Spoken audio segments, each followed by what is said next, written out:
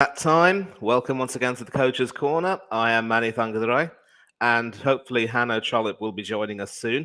If not, that's not a problem, and I will be taking you through the entire day's play of this final match of Group 1 from the ICC T20 World Cup between England and, a big fail there. It is not Australia. It is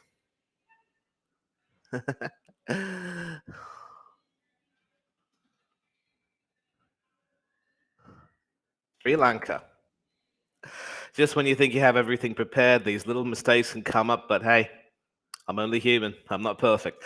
And so the latest news, of course, is that Sri Lanka have in fact won the toss and opted to bat first. And they had made one change to their starting lineup. They've brought in a bowling all-rounder by the name of Chamika Karunaratne, and he will be joining the team in place of Pramod Madhushan.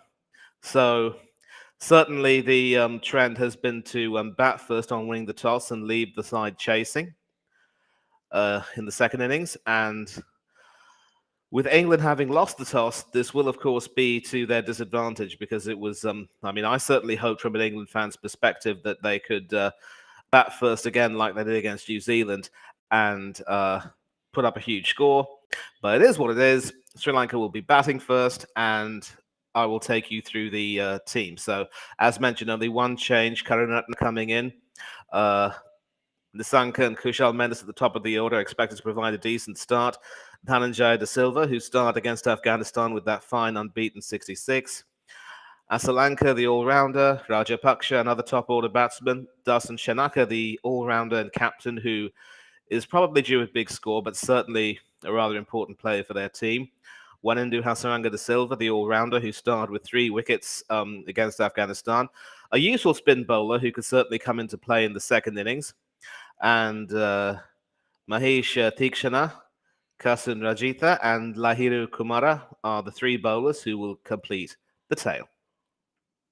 As for England, no change, as it were. Jos Buttler, Alex Hales at the top of the order, Moeen Ali at number 3, Liam Livingstone at number 4, Harry Brook at number 5, Ben Stokes at number 6, the all-rounder and talisman, Dawid Malan, who inexplicably was brought down the order against New Zealand, but could perhaps be brought back up. We don't know.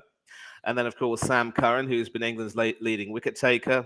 That 5-wicket haul against Afghanistan, one of the best bowling figures in the tournament.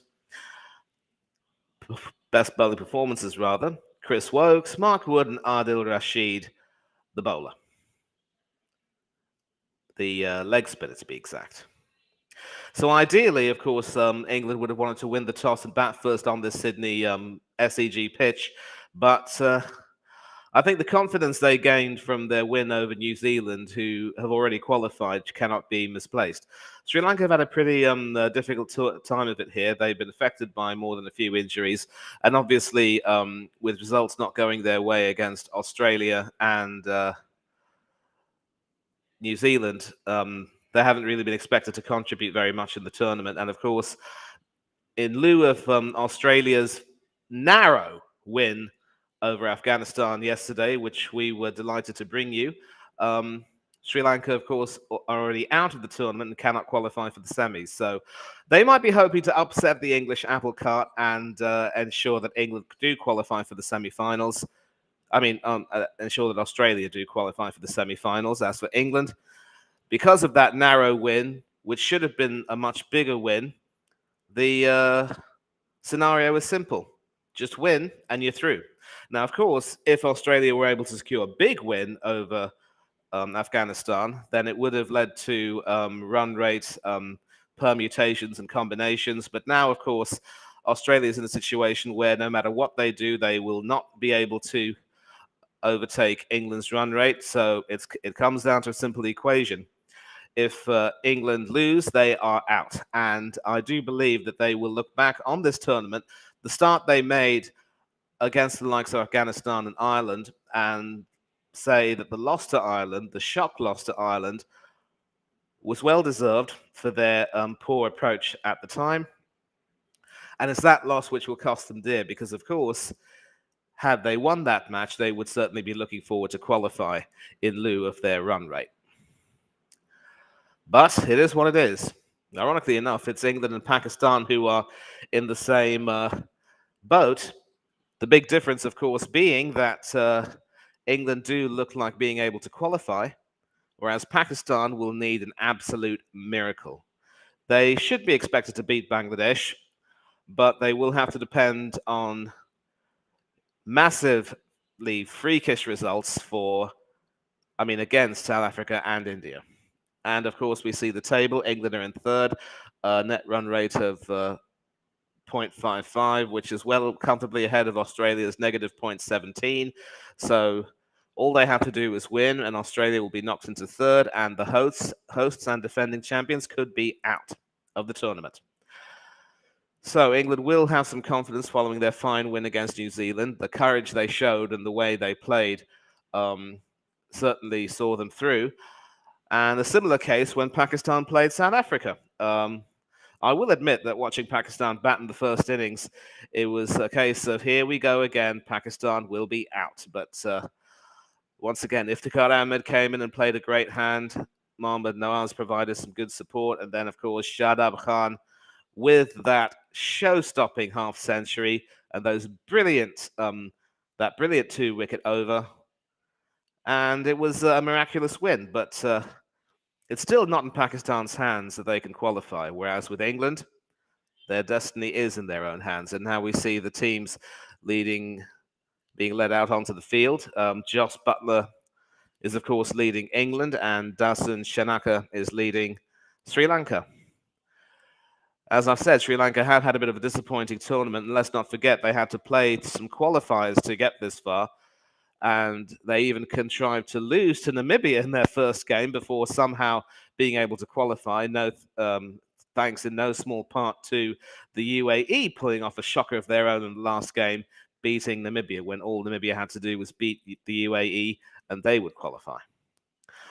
And of course, there were a couple of games played yesterday. I mentioned the Australia-Afghanistan one where Rashid Khan threatened to really upset the apple cart and humiliate the Aussies, but a 4-run loss in the end, unfortunately ending Afghanistan's campaign. And of course, the captain, Mahmoud Nami, decided that he would step down as captain, but continue to play as long as he was needed. And it looks as though the teams are on the field. Time for the national anthems and time for me to stand up for now.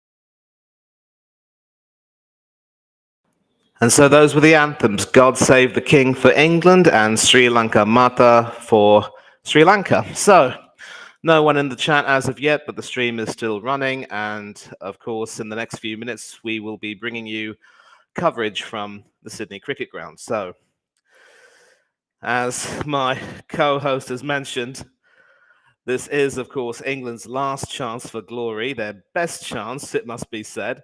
And I am very hopeful that they can pull this off. So, just about to share this, of course, on my social media channel, Instagram.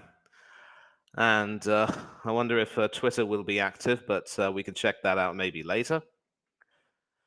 I am quite excited about this, but for me, I've got some mixed feelings because, you know, as delighted as I am with England's win over New Zealand, I will be honest enough and say that they never should have put themselves in a situation where they had to, you know, win to stay to make sure they qualify. Because of course, had they beaten Ireland, you know, they would have qualified already.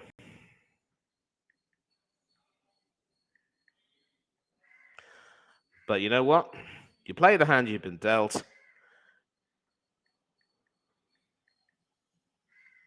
And I will credit Joss Butler and his boys for doing what they had to do and making sure that their destiny is, for what it's worth, in their own hands.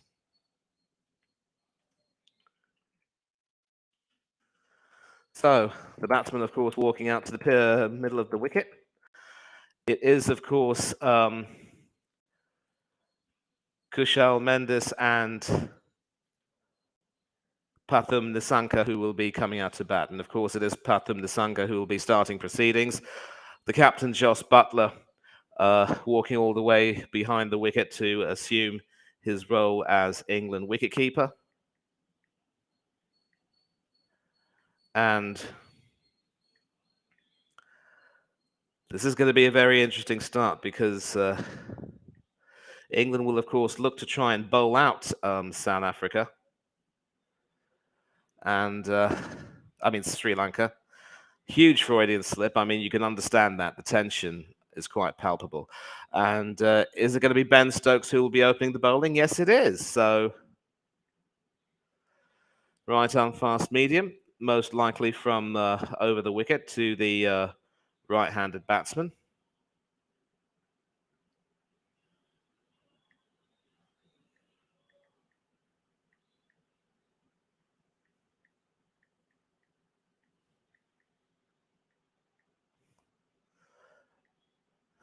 I mean, you can certainly cut the tension here in my room/studio with a knife at the moment.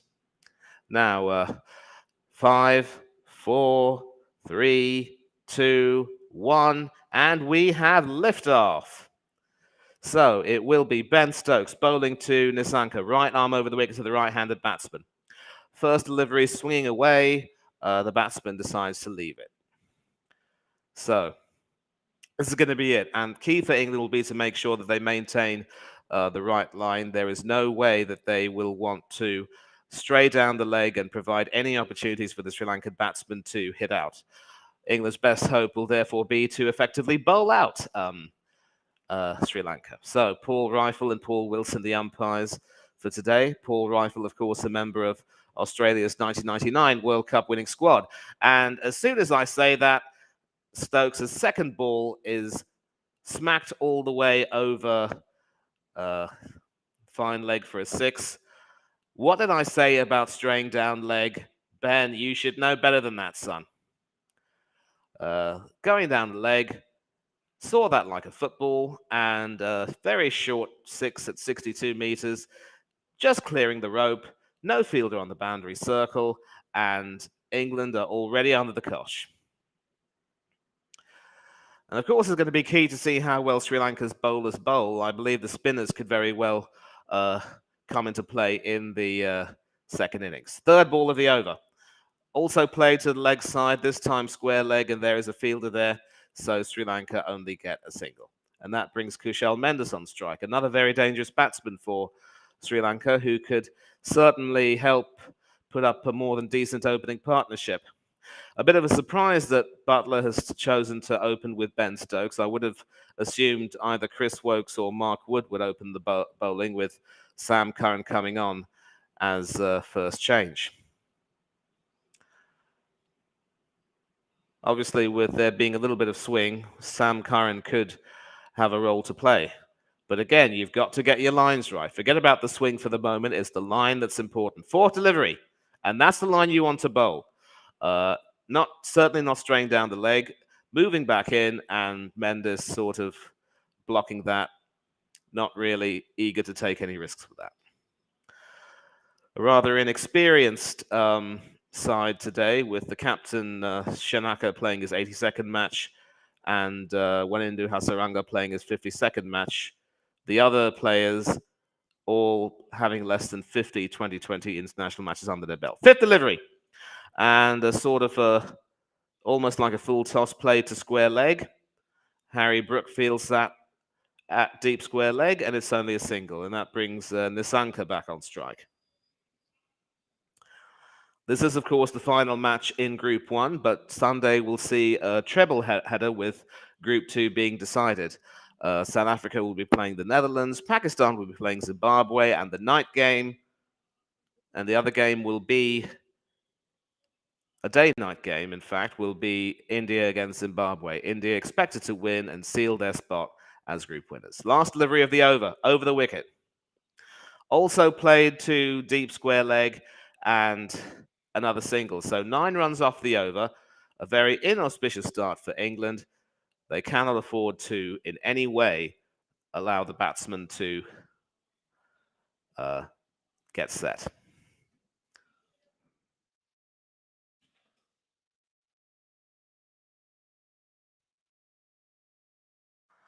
So this is as it stands. Sri Lanka are 9-0. 9 runs, no wickets lost. And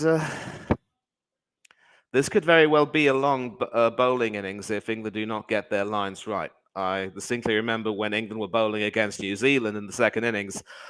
For the most part, they failed to get their lines right. But eventually they were able to get the wickets they needed. And of course, New Zealand couldn't overhaul England's total of 179, going on to lose by 20 runs. And that put England in really good contention. So Chris Wokes has come into the attack. A personal best of 3 wickets for 4 runs, 2 3-wicket hauls, 25 wickets in 24 games. He has probably been one of England's best seamers in the tournament, along with Sam Curran, and he will be bowling over the wicket to the right-handed Nisanka. And Nisanka's able to play that to deep mid-wicket. Does he get a single, or will they go for a double? They run back brilliantly. So, 11 for no loss. And this could very well be a long day, with Sri Lanka winning the toss, choosing to bat. So far, they've made the most of some pretty poor bowling. Basically, that huge 6, that flat 6 rather, over fine leg has been their highlight so far off Ben Stokes. Second delivery over the wicket. Played into the ground, and the batsman run for a single, bringing Kushal Mendis on strike. So, I think Butler would probably be telling his boys not to let their heads drop. They've got to make sure they get the right deliveries and the right channels and take a few wickets, and who knows what will happen. And so Nisanka needs 41 runs to get 1,000 T20 international runs. As for Chris Wokes, he is 3 wickets away from 150 T20 international wickets, and played to point, brilliantly fielded by Alex Hales, but the batsmen still get a single. So sort of guided along point, if you will, hoping that that would go to the boundary, but some brilliant work there from Alex Hales, stopping a 1 from becoming a 2 or even a 3.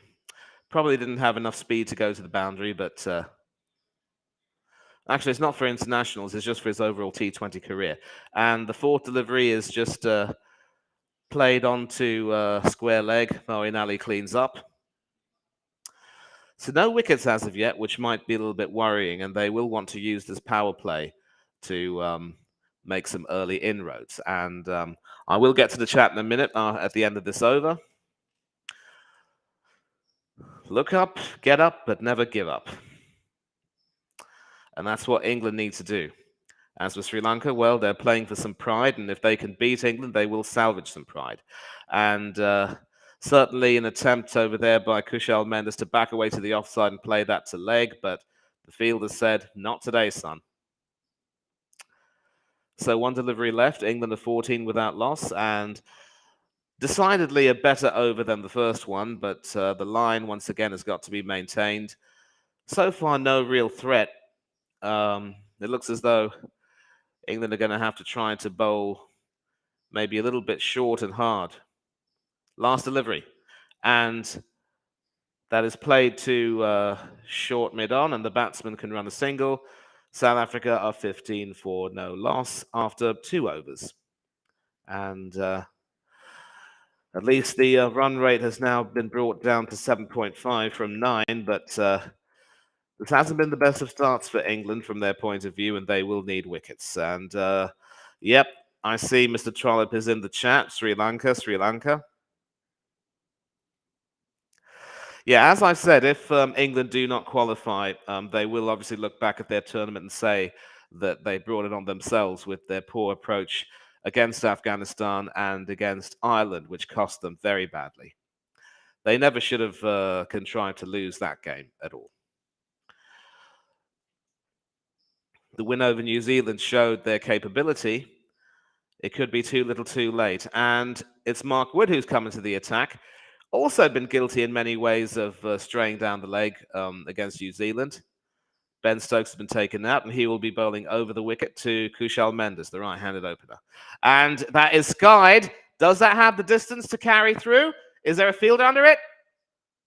Sadly, no. That, from England's point of view, that has gone all the way for 6.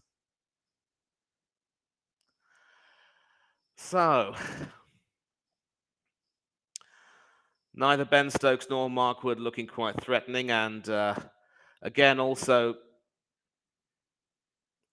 certainly looked as though those going quite high, but fortunately for Sri Lanka, that had the distance to carry through, and it went all the way over the square leg boundary for 6.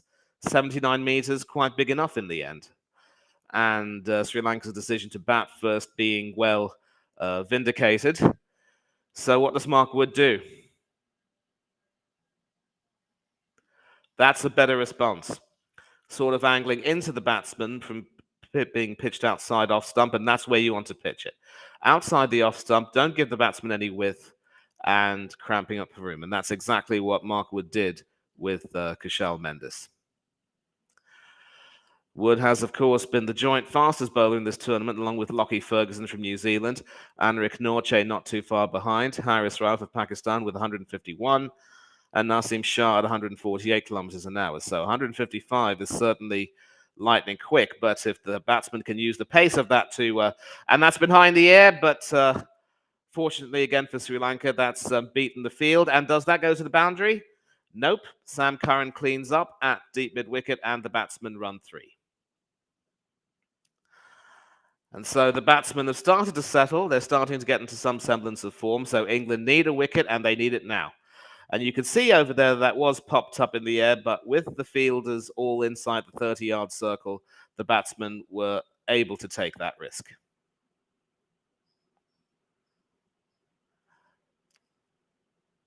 And so,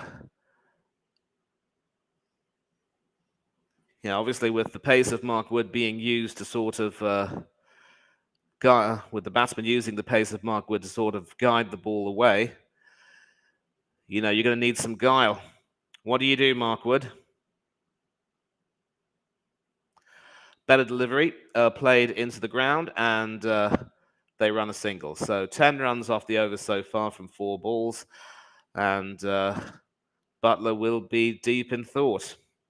He'll be thinking, if only I'd won the toss. I knew exactly what I wanted to do.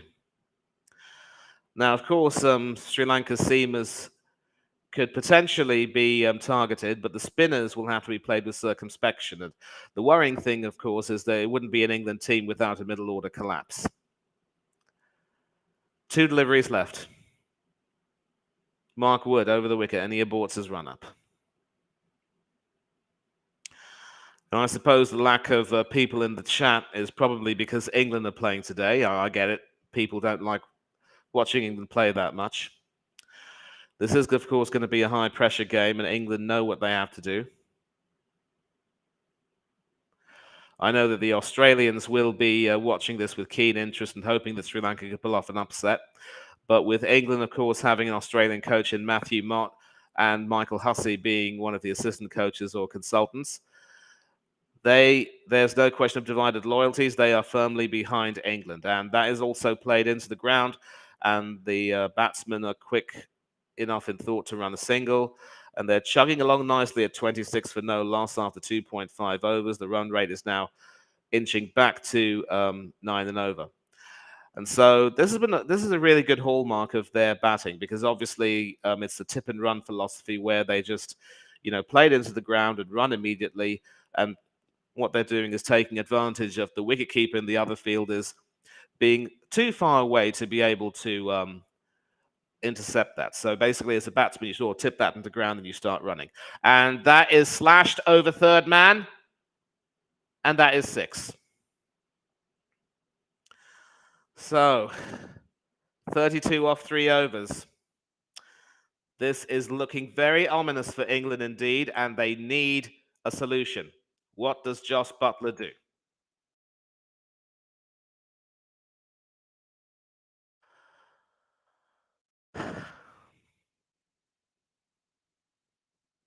Well, again, it hinges on fine margins. Winning the toss will always be important.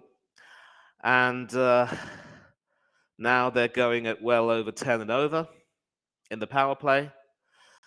So it's looking ominous. It's looking ominous. And does Buttler bring on some spin in the form of Adil Rashid to try and cramp the batsman for runs? I mean, stop the flow of runs and cramp the batsman up? Well, it is Chris Woakes back into the attack. Comparatively economical. And he's bowling over the wicket to the right-handed Mendes. And Mendes boshes that all the way to deep square leg, but it's just a single. Liam Livingstone cleaning up there. I think, given the start that Sri Lanka have made, they will obviously look to want to pace themselves quite well and avoid losing wickets in the power play. And if they can do that, then that would be the perfect scenario for them.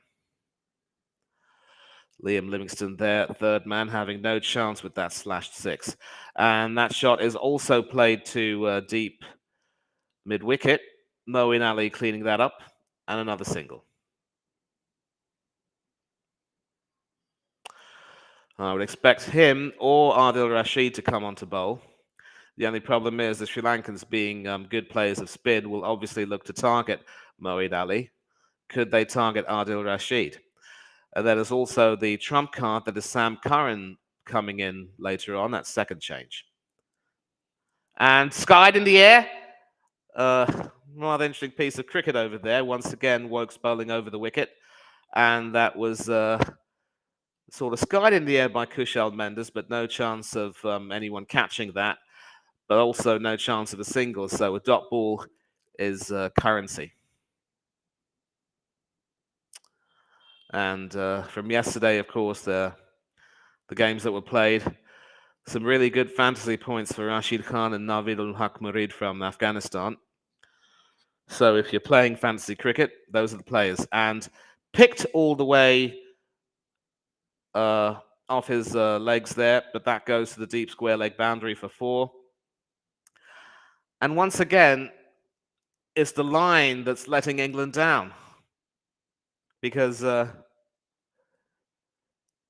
again, anything which drifts down the leg side will be picked for runs over on the leg side, and you have to bowl to your field.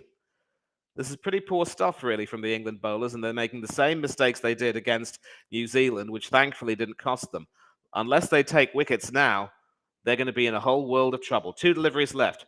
That's the line you want to bowl. Much straighter, looks like a slower ball. And that is sort of patted back by Kushal Mendis. No attempt to score a run there. So, of course, this is the big match tonight in Australia. Today, of course, in India. This morning, of course, in the UK. Sri Lanka batting first after winning the toss. Last delivery of the over. And he bangs it in short. And that will be the, that's called a wide because it went over the bowler's head. And that is, of course, going to be the only legal short delivery that can be bowled in the overs. So Woakes will need to be careful there.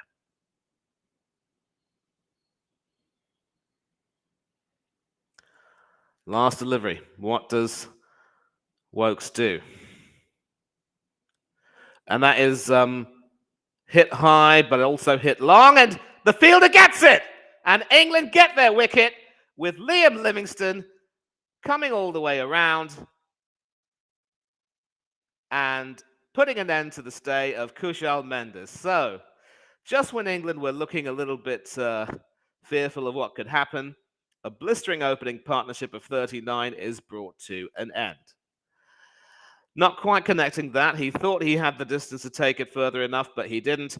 And brilliant work there from Liam Livingstone, running all the way from deep square leg to deep mid-wicket to get that. And Woakes is delighted and relieved. A comparatively sedate innings from Kushal Mendis with a 6 and a 4 certainly provided the start that Sri Lanka wanted, but now they are 39 for 1, and can England dare to dream? We shall see. Got some more people in the chat, and I will come to you in a minute. Okay, Joel Gunner's in the chat. Morning to you, mate. Hope you're well. All the way from Canada, we have the Wolf. What is going on with the team? 32 and 3 overs is not good. Not too sure that starting with spinners would necessarily have been the way to go there, Wolf, because obviously the strategy is to win the toss and bat first. So maybe he could have started with Moeen Ali, but again, Moeen Ali would have had to maintain a tight line. Maybe Adil Rashid. Yeah, the pitch and the short boundaries would have been a factor, but thankfully that wicket will have cheered you up a bit. And all I can say is big up to you for waking up so early to catch this all the way from Canada. True support right there. It all hinged on winning the toss, and now Sam Curran is coming in. Left arm, over the wicket to the right-handed Nissanka, who's looking set at 19 off 11 now, but this is the time when Curran is coming in. And, of course, you can see here, not really timing that or connecting with that well. He thought he had the distance to take him over the rope, but sadly he didn't. And an excellent piece of fielding there from Liam Livingstone. Dr. Livingstone, one would presume. And he certainly cured England of their sickness so far. Second delivery over the wicket, pitched on the leg side and sort of worked away to square leg. Alex Hales cleaning that up. And that is a piece of fielding that can be replayed over and over again. Sliding into the weekend, a la Rashid Khan. And you can see how angry Kushal Mendis is. He knew that he was getting set and doing well. But how is that for coolness under pressure? And so, 1 run from 2 balls. Curran's already slowing things down. Dhananjaya De Silva, the new batsman in. Also a right-hander. And that is another good piece of fielding from Moeen Ali, but the batsman will run a single. So this could be a very key over from England's point of view, because they will definitely not want to concede any more boundaries. And you can see that bowling over the wicket as a left armer, Curran is maintaining the desired line. You've got to attack the off stump. Do not bowl anything wide of the leg stump, because they will pick that off you for runs. And you can see the frustration a little bit on Moeen Ali's face. Fourth delivery. And that is slashed all the way behind the wicketkeeper. That'll go to third man for a boundary. So you can't really deal with a premeditated shot like that. And that that is Nisanka who came back on strike and who slashed that. So what does Sam Curran do now? Son, of course, of the former Zimbabwe star Kevin Curran, who enjoyed a long county career in England playing for Gloucestershire and Northamptonshire, and had ambitions of possibly playing for England, but they didn't materialize. Returned to Zimbabwe to work with the academy and was all too briefly coach of the senior team. And that is picked over, but that is sort of picked off the leg. Could have been caught. I believe it was Harry Brooks standing a deep square leg, but not quite able to get to that. And that 6 will bring up Sri Lanka's 50 in the 5th over. And as you can see, the fans are delighted. So just when I was praising Curran for maintaining the right line, that was quite a good shot there. And one would think that if Brook had been standing a bit further back, he would have been in a better position to catch that. And I think Nisanka knows how lucky he is. 30 off 14. He's well set and on his way. Last delivery. And that is played to mid-on for a single. And certainly no direct hit there. Sri Lanka 52 for 1. And so like a lot of cricket fans from the Americas, you stay up rather than sleeping. You only sleep for about 3 or 4 hours anyway. And the bowling has certainly not been ideal. But what can you do? I mean, this was the biggest fear that I had after the game against New Zealand. When England would bowl, they would have to make sure they maintain a tight line. They were fortunate, of course, to get wickets at regular intervals. Yeah, it is about the pitch and the short boundaries. And of course, you have to win the toss. And coin tosses are lotteries. And unfortunately, Jos Buttler lost the toss, and he sort of knew that he had to, that he would end up having to bat second. So it'll be interesting to see how they approach this. And of course, now Adil Rashid comes in, the leg break bowler. He'll be bowling over the wicket to the right-handed Nisanka, who has been playing well. And now we see the offside field coming into effect with Moeen Ali fielding that first delivery at short cover. So again, that's the line you want to bowl. Attack the off stump. Do not give them any room to hit on the leg side. Second delivery over the wicket to the right-handed Nisanka. And another dot ball. So dot balls are currency. Dot balls are currency. Had no choice but to bring spin into the attack. And as Wolf has said, maybe if Buttler had been proactive enough to bring Rashid on earlier, it would have been a different story. Third delivery. Backed away and played well, but again finding short cover in the form of Moeen Ali. 3 dot balls in succession. As I've said, dot balls are currency, singles are currency, dot balls are golden, wickets are diamond. I have to keep changing that. A bit of a Freudian slip there. And that is also played to, once again, to short cover. 4 deliveries, same shot, same result. A maiden will be absolutely beautiful. Pun intended. 5th delivery of Rashid's over. What does he do now? And that is played all the way to the leg side, but Liam Livingston doing a fine job there at deep mid-wicket. So only a single. And this is, of course, the last over of the power play, so one would think that spin could come into play right now, and maybe the batsman will be forced to become a little bit more circumspect. We don't know. I mean, Sri Lankans have historically been great players of spin bowling. Now, last delivery over the wicket to the right-handed Dhananjaya de Silva. And that is played across all the way to the onside, and Chris Wokes is there to clean it up at short mid-on. 54 for 1 after 6 overs, and that sort of brings the run rate down a little bit to 9 and over, which was, of course, the run rate at the beginning after the first over. And it's starting to look a bit ominous, because if Sri Lanka can post a target of about 180, then that will be very challenging for England to chase, and the spinners will certainly have a role to play. So a lot will depend on how the likes of Ben Stokes will play in the middle order. Will Moeen Ali come into play and try and help keep the scoreboard ticking? We just don't know.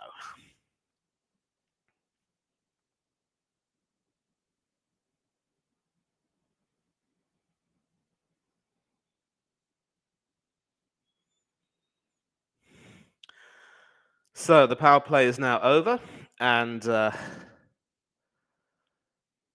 who will be bowling now? It will, in fact, be Liam Livingstone coming on for an over. Over the wicket, some part-time leg spin. And that is, of course, played all the way to deep point for a single. Dhananjaya De Silva playing that shot. So, a specialist leg spinner and a part-time leg spinner. I think Butler probably sees this as the way to cramp the flow of runs and stop the boundaries. And the second delivery over the wicket to Nisanka is played all the way down to long on, mid on rather, for a single. And this is the lone wicket to fall. An attempt to smite a six over mid wicket, only finding the hands of Liam Livingstone. Brilliant fielding work to run all the way from deep square leg. Third delivery, dot ball. That goes through to the wicketkeeper. And Livingstone is now bowling. And this is another shot played to deep mid wicket, cleaned up by Sam Curran. So 3 singles off this over so far, and I think England might be content to deal in singles. Singles are better than boundaries. And that is hit high in the air. Is there a fielder under it? No, there isn't. And the batsmen run for 2. And you can see the frustration now because they knew that that could have been an opportunity. But with the fielders being deep, you could say that it was partly premeditated. Nice spinning delivery there. Not connected at all well. That would have been a key wicket, but because it was so high and there were no fielders there, that fell safely. Last delivery. And that is hit high, but is there a fielder under that? Nope. That goes for 6 over mid-wicket. 65 for 1 off 7 overs.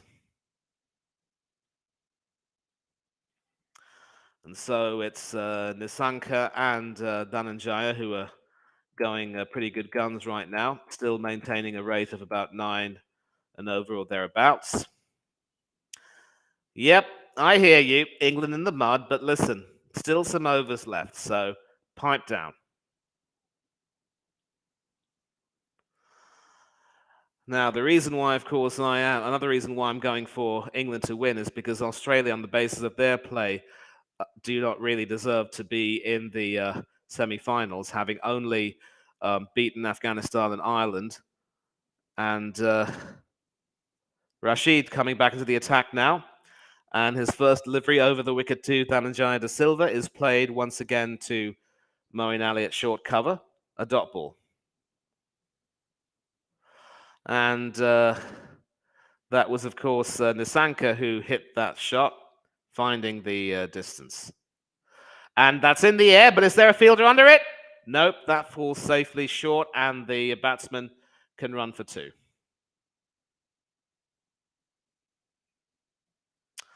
And so this is rather frustrating, really, because I think we need to credit the Sri Lankan batsmen for being able to find the gaps in the field where they can play some lofted shots. Still a very attacking offside field, and Dhananjaya De Silva knows he cannot relax. Third delivery, and that is lofted over, and this time it finds deep cover, who prevents a double. So this is the way you want to bowl. You have to bowl to a plan. You pack your field on the offside whenever you can and stop the flow of runs, stick to your line. Anything down leg side will be played. And that is now played all the way to deep cover for another single. And that brings Dhananjaya, of course, back on strike. And at the moment, Nisanka has been playing brilliantly for his 42, 8 runs away from a 50. And that is nicely played onto the leg side. Will they get two? Yes, they should. And the throw from Sam Curran being a little bit wayward, catching Adil Rashid on his finger. Quite painful, that. 6 runs off the over, and at least that's brought the run rate a little bit down. But this is quite ominous, and Sri Lanka could very well look to punish England even further if England are not careful. And the final delivery is an absolutely beautiful delivery, a swing and a miss from Dhananjaya de Silva. 6 runs off that over, 71 for 1 after 8. So the run rate now, if it's some consolation, has now gone a little bit below 9.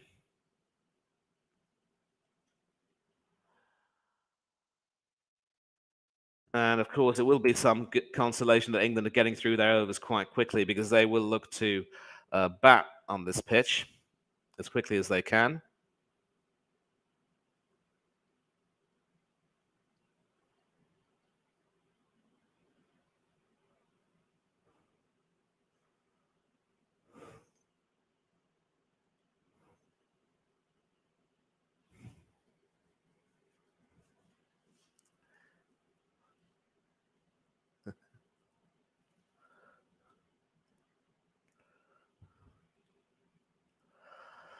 .42 off 24 for Nissanka, 4 big sixes. Most of them the result of some pretty poor line bowling. Curran back into the attack, over the wicket to the right-handed Nissanka. Plays that to mid-wicket for a single, and thankfully for him, because of Moeen Ali, there's no overthrow with a throw at the bowler's end. So there is frustration now on the England bowlers, because they will obviously want to take some wickets, and I'm pretty certain that they would not want to concede too much more in terms of boundaries, especially. And let's not forget that the end overs will be the overs when the batsman will look to really punish the bowlers. Second delivery over the wicket, and that is smited, but does that have the distance? No, it doesn't! Ben Stokes catches it, and Dhananjaya de Silva is out. So, Dhananjaya de Silva trying to hit Curran over deep mid-wicket, but not getting the distance he wanted. The fielder placed over there did his job, and Sri Lanka have lost their second wicket. So, it's nice that England do seem to have a happy knack of picking up wickets there. Slower ball, coming onto the batsman nicely, but de Silva not really connecting with that well.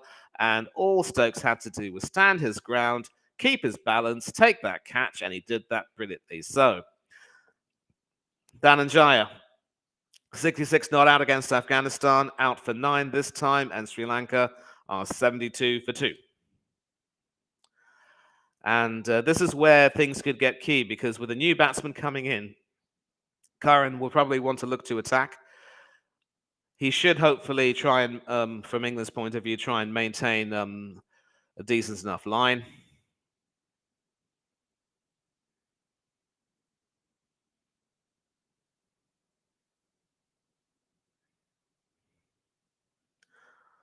And as I've said, there is some respite for England now, but they have to keep their heads. They cannot allow themselves to stray offline ever again. I mean, at least not for this match. And this is probably where, while the bowling has been good in terms of picking up wickets, maintaining the line has been very, very difficult for them. And it has not been the best experience. If you don't take wickets, obviously, you can't win that much. And it is, in fact, Charit who's coming into bat, left-hander.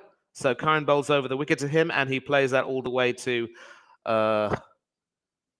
fine leg for a single. And a replay of that wicket right now. De Silva not getting the distance he wanted.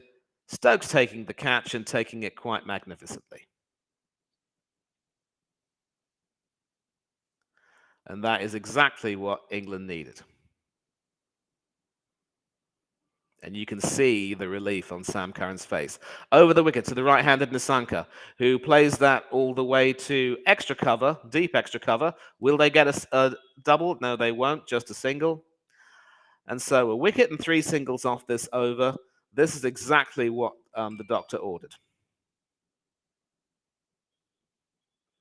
Charit Asalanka, the left-hander, who's now back on strike. And of course, England and New Zealand, with 88% success rate, have been the best catching team in this World Cup. Australia, not even in the top six. Two deliveries left. What does Sam Curran do? Over the wicket to the left-handed Charitha. And Charitha chooses to avoid that. And Sri Lanka, Sri Lanka, Sri Lanka. Sri Lanka, Sri Lanka, Sri Lanka. You've just lost your second wicket, son. Pipe down.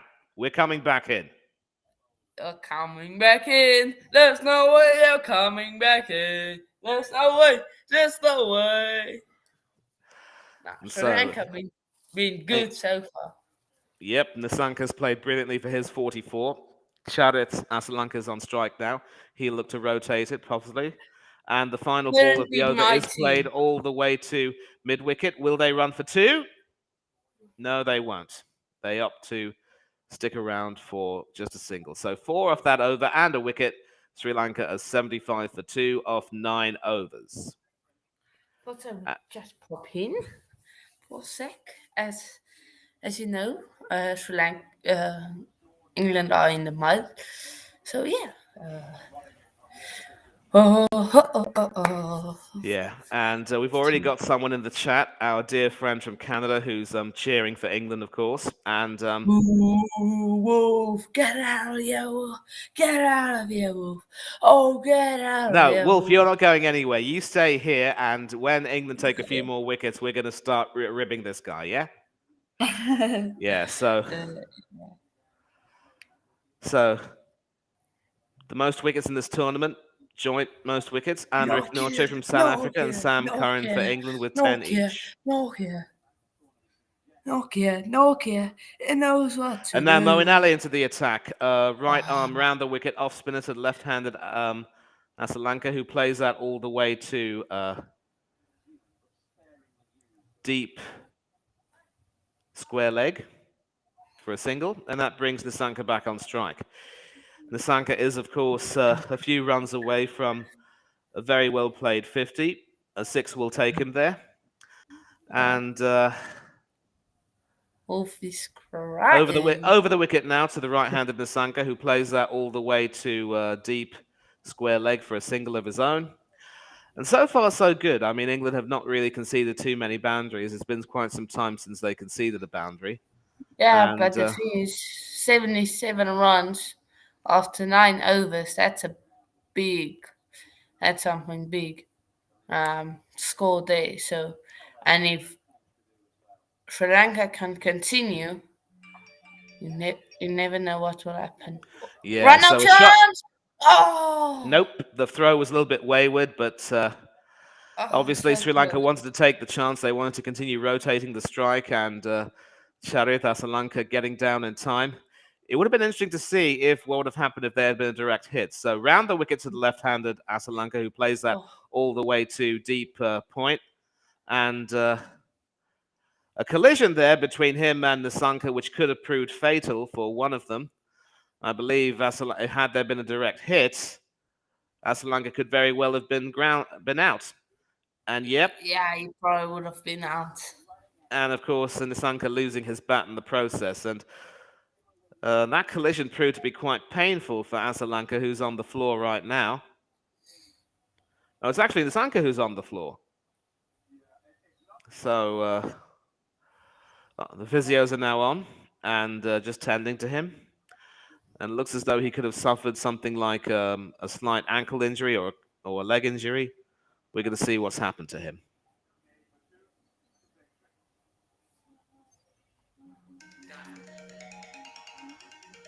Let me go. No. And they have taken a mid-innings break right now, so. But it's not this 3 balls till the over is done. But Sri Lanka have looked good. good, Yeah, they have looked definitely. good. Cannot be denied. And obviously, after winning the toss, they opted to bat first. They're going to look to post a target of 180 or more, which will be really difficult to chase. But England's batsmen with Butler and Hales have come back into some decent form at the right time. And you never know, this could very well be a chase. There could be a chase. The pressure will be on them, though, and they're going to have to play circumspectively. But I have said during the course of this innings that England's bowling, when it comes to maintaining the line, has been poor so far. Whenever they've strayed down the leg, they've been picked for runs. So obviously, with the spinners coming into the attack, that's been abated somewhat. Rashid, in particular, being very impressive. And now Moeen Ali will need to make sure that he attacks the off stump line and bowls to his more Yeah, attacking field. So it's a delay in the field. I'm not too sure what's happened to Nisanka. It could be that it'll take some time for him to get up and play. Hopefully, the ankle injury he sustained was not so serious. yeah. Hopefully. Yeah. No, but money. What do you think, as an England fan? What do you want your batters to chase? What is the maximum and the minimum you want to chase? Well, the minimum at this at the rate they're going will probably be about 160 or 165, preferably, because I remember Australia were going quite well against Afghanistan, but they were, thwarted from posting a really big total, ending up getting to 168. So if we can get Sri Lanka to 165 or 170, that would give us some confidence. But anything above 180, it will prove to be a little bit more difficult. And Okay. obviously, in the second innings, when we come out to bat, we're going to look to try and attack their seamers. Their spinners could very well come into play. Yeah, Yeah, definitely. magic moment. Sri Lanka, of course, against England, and Butler reaching a century with a brilliant six of Cheria de Silva at the end of his over. His only T20 100 in 100 and one internationals for England, That and was one of our arguably our best ever T20 international batsmen. Undefeated century for him, 40 for Owen Morgan. And England won that match in 2021 in Sharjah by 26 runs. So coming into this match, we've of course been in great form against them. Our head-to-head record has been outstanding. We've won our last 7 T20 internationals against them. But again, form goes out the window at times like this. yeah, definitely. But yeah, seems like they back. The mid-innings break was taken, of course. With three No, balls no, remaining. no, it's not the mid-innings break. I believe what happened was that there It was a was stoppage for injury. no, it was taken. Oh, It they was did. taken. Yeah, it was taken. Hmm. Well, So they yeah. probably wanted to save time that way. I think they knew that an injury would have been the best time to take it then. So Moeen Ali over the wicket to the right-handed Pathum Nisanka.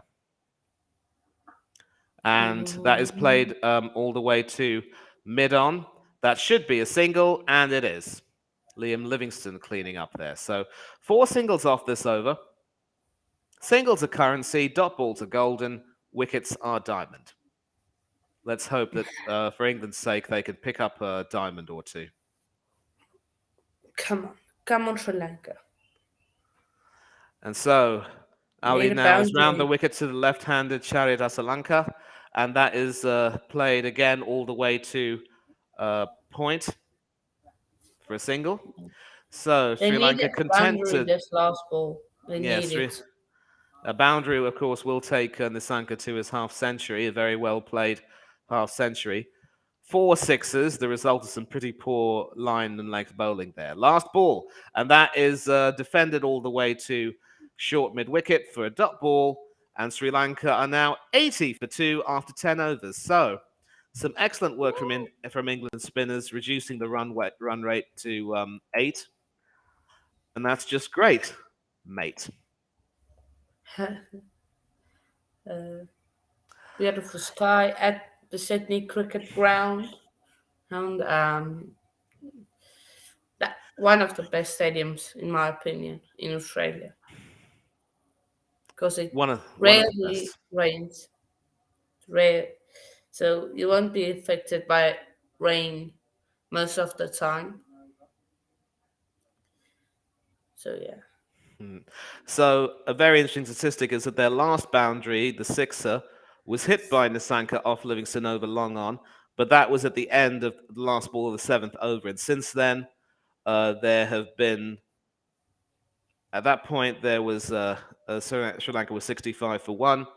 The subsequent three overs provided 15 runs, all in singles, no And here boundaries, comes and a Ben wicket. Stokes steaming in. He bowls it short. They will pull it away to the fielder sweeper. They will And come they back run for to two. two. They run for two. So he was, of course, bowling round the wicket, and of course, Stokes began the innings, began bowling, didn't really get that much in terms of joy. Straight away, he was tucked over the leg side for a six. So again, the line is important. The line is important. He's now bowling round the wicket to the left-handed Charith, and he'll need to make sure that he can bowl something which will cramp him up for room. Round the wicket, second ball. And once And again, ball played again all the play. way to the leg side, but this time they get a single, and that brings Nisanka on strike. Yep, all the way to deep point. Liam Livingston cleaning up over there. Yeah. Uh, So at nah. eight and over, Sri Lanka will get 160. But again, we have to factor in the fact that they could be in position to attack the bowling in the death overs. So how England bowl from here on in will be interesting. It's been predicted that they could get 167, so England will need to make sure they get their lines right. And Stokes is now going to bowl over the wicket for his third delivery to the right-handed Pathum Nisanka, 4 away from a half century. And he whips that all the way to the leg side. That is deepish mid wicket, and Sam Curran cleans it up. A single. So, as I've said, there's been no boundary in the last 3 overs. Sri 15 Lanka. runs and a wicket. Yeah. Dhananjaya de Silva holing out to deep mid wicket where Ben Stokes took that fine catch. Round the wicket now to the to the left-handed Chadith Asalanka. And And that's ball skied in the in air. the air. Skied in the air. And And the it's fielder's under it. And so Ben Stokes comes back into the attack and gets a breakthrough. Now, probably not the wicket they wanted, because I'm sure they would have wanted to see off Pathum Nisanka, especially before his century. But listen, beggars and borrowers cannot be choosers.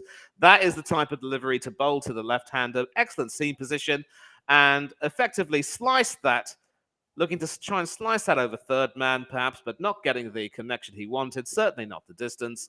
And Mark Wood there, cleaning up nicely. Actually, that was David Malan who took that catch. My bad. So 8 for 9 for Asalanka. Sri Lanka are 84 for 3. yeah. And that is just fine by me. And if I was the Sanka, I would just have him. We have there's still 10 more overs to go, 9 overs.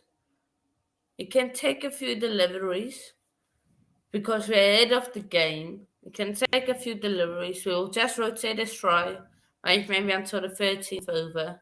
And then when you're settled in, then we can go on an attack. Okay.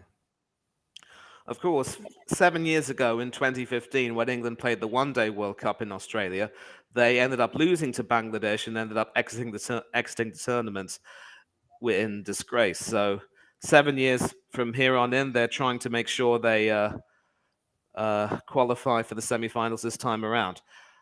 Bhanuka Rajapaksha, the new batsman in, another left-hander, and he will be facing Stokes' fifth delivery. Dot ball, and quite well played. That should be the only short delivery allowed from the over. And a replay of the catch offered by Charitha, completely slicing it. It came onto him a little bit too quickly, and David Malan said, "Thank you very much indeed, mate. Now off you go." Yeah. I think what the England bowlers found out, they don't. If you bowl full, then you're going to get smashed. So they need to bowl in that and just almost not short, just the better end of that short length.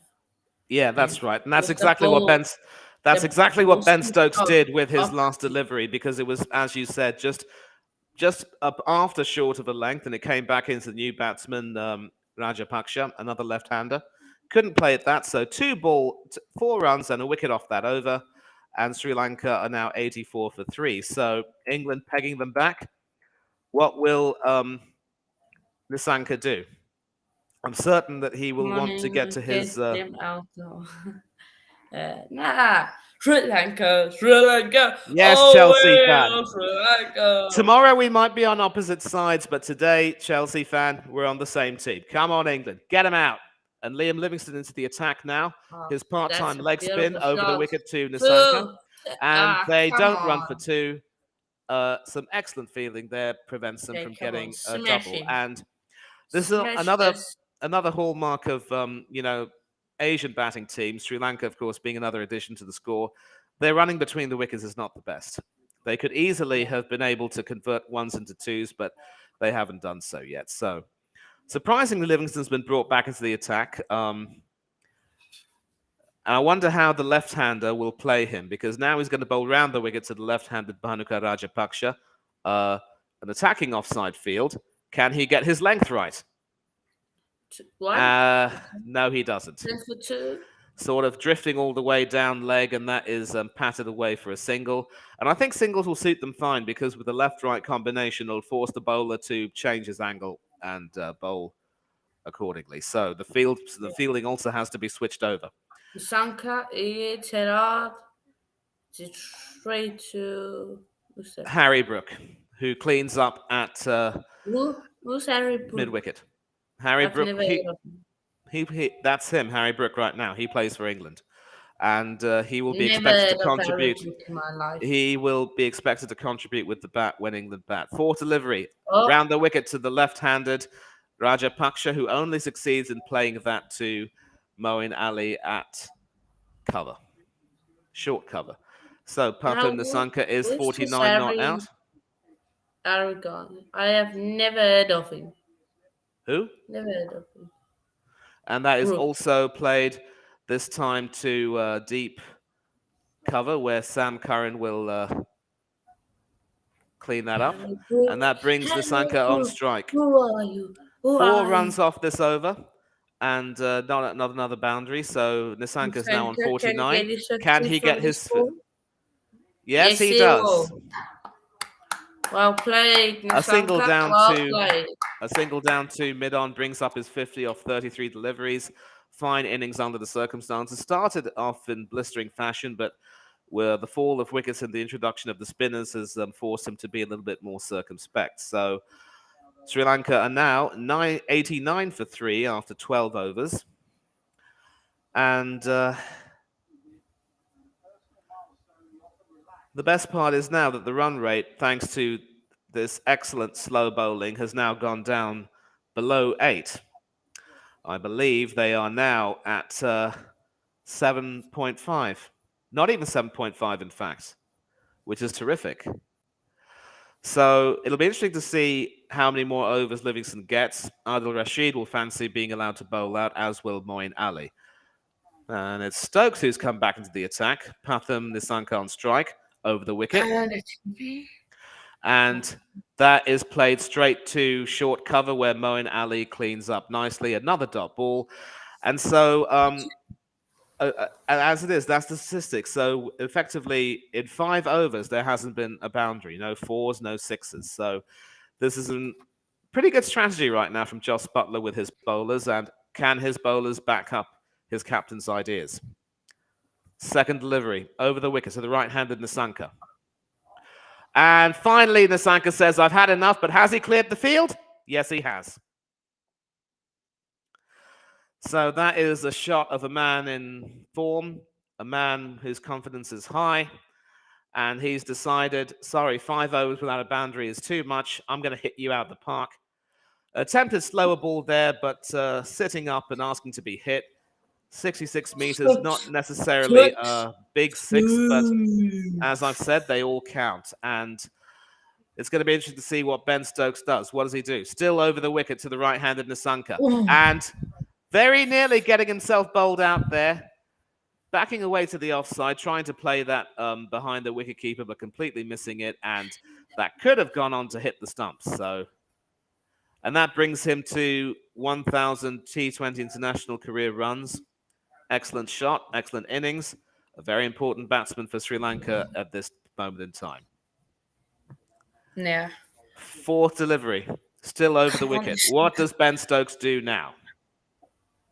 Beautiful. And that is whipped away to the leg side, but cleaned up a deep square leg. 7 Just a runs single. from the over so far.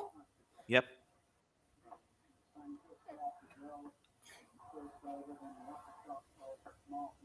Just showing some highlights of Nisanka's beautiful batting. As I said, taking advantage of some pretty poor line bowling from the likes of Stokes and Wood, and making hay with the seamers. But the spinners have come on and done the job magnificently. The only problem is, will Sri Lanka's spinners have a role to play? Wanindu Hasaranga de Silva could very well be a trump card for them. Fourth delivery, round the wicket to the left-handed Hanukkah Rajapaksa, and he slices that over third man for a boundary. So Stokes is going to have to really start thinking on his feet. 4 runs, baby. 4 runs. Come on. Awful bowling so far. This over by Ben Stokes. He's bowling it too short into the deck. And now they're having fun of him. He's not getting his length right like he did previous over. And see, that's the length. That's the length he needs to bowl. Yeah, and of course that boundary brings up Sri Lanka's 100. They are exactly 100 for 3 off after 13 overs. So it can be dangerous. 7 overs left.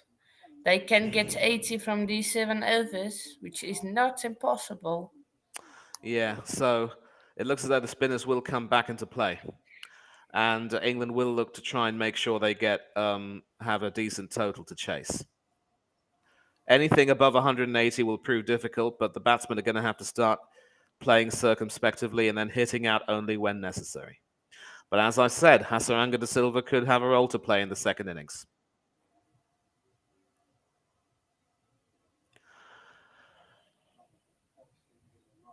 So, a low strike rate of 112 against pace and 116 against the ball spinning away from him.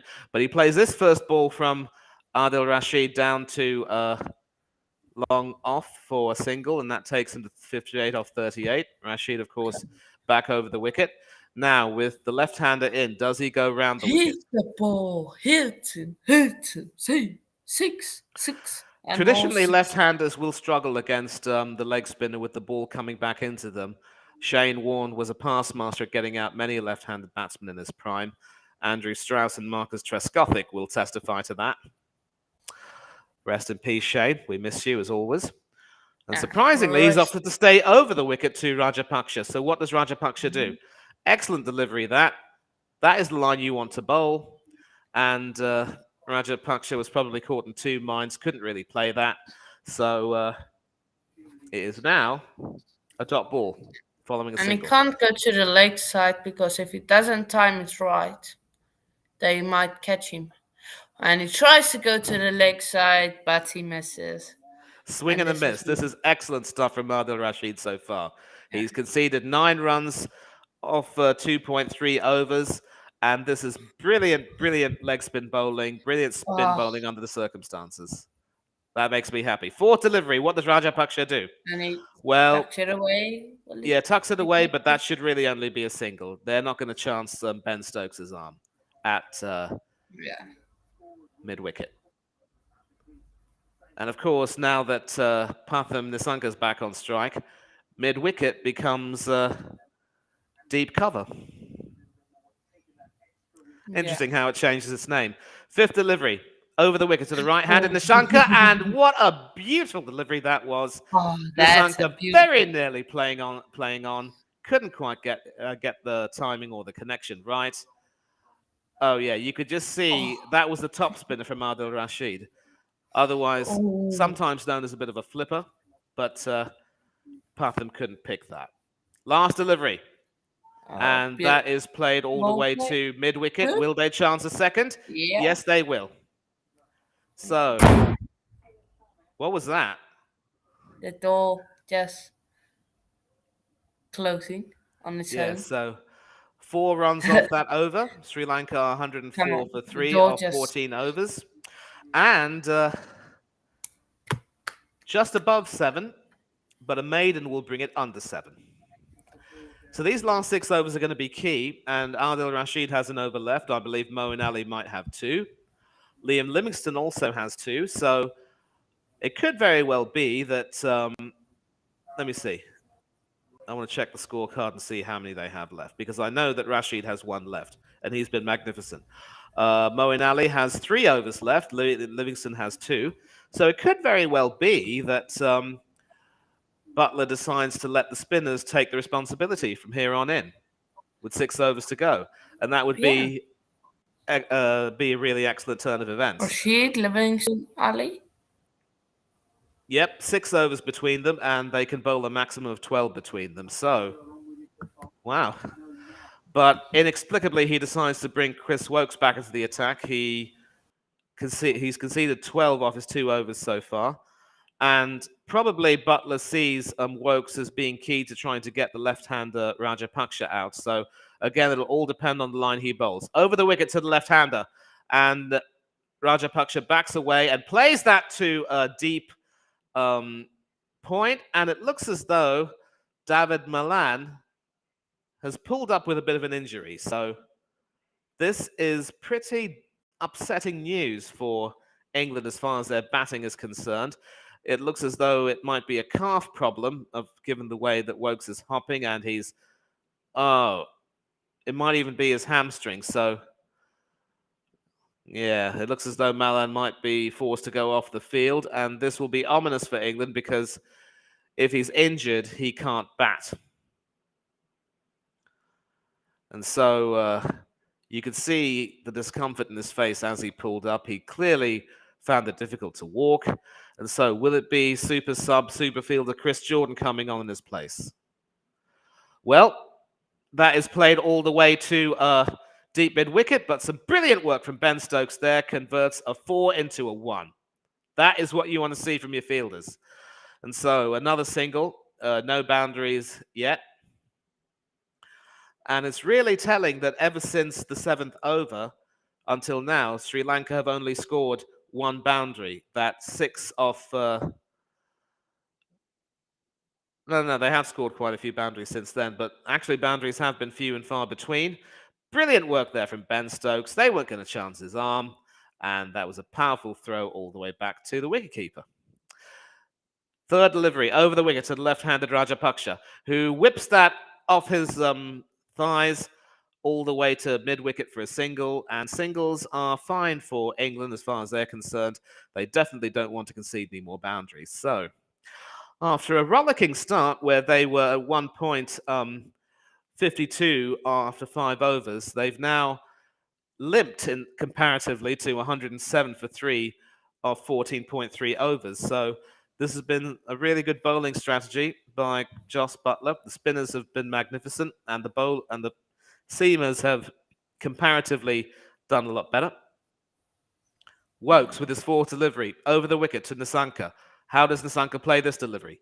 He slices that all the way, but there should be a fielder there. No, the fielder doesn't get there. 1, 2, 3. So, just as I was praising Chris Wokes, he bowls it short, bowls it wide, asks to be hit, and Nissanka says, gladly.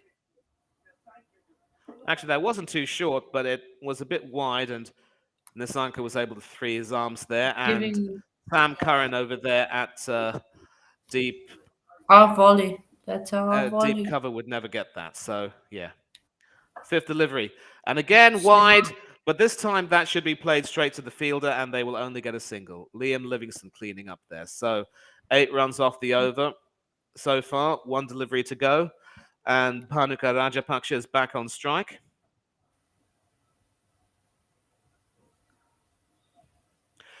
So Sri Lanka are still currently at under 8 and over.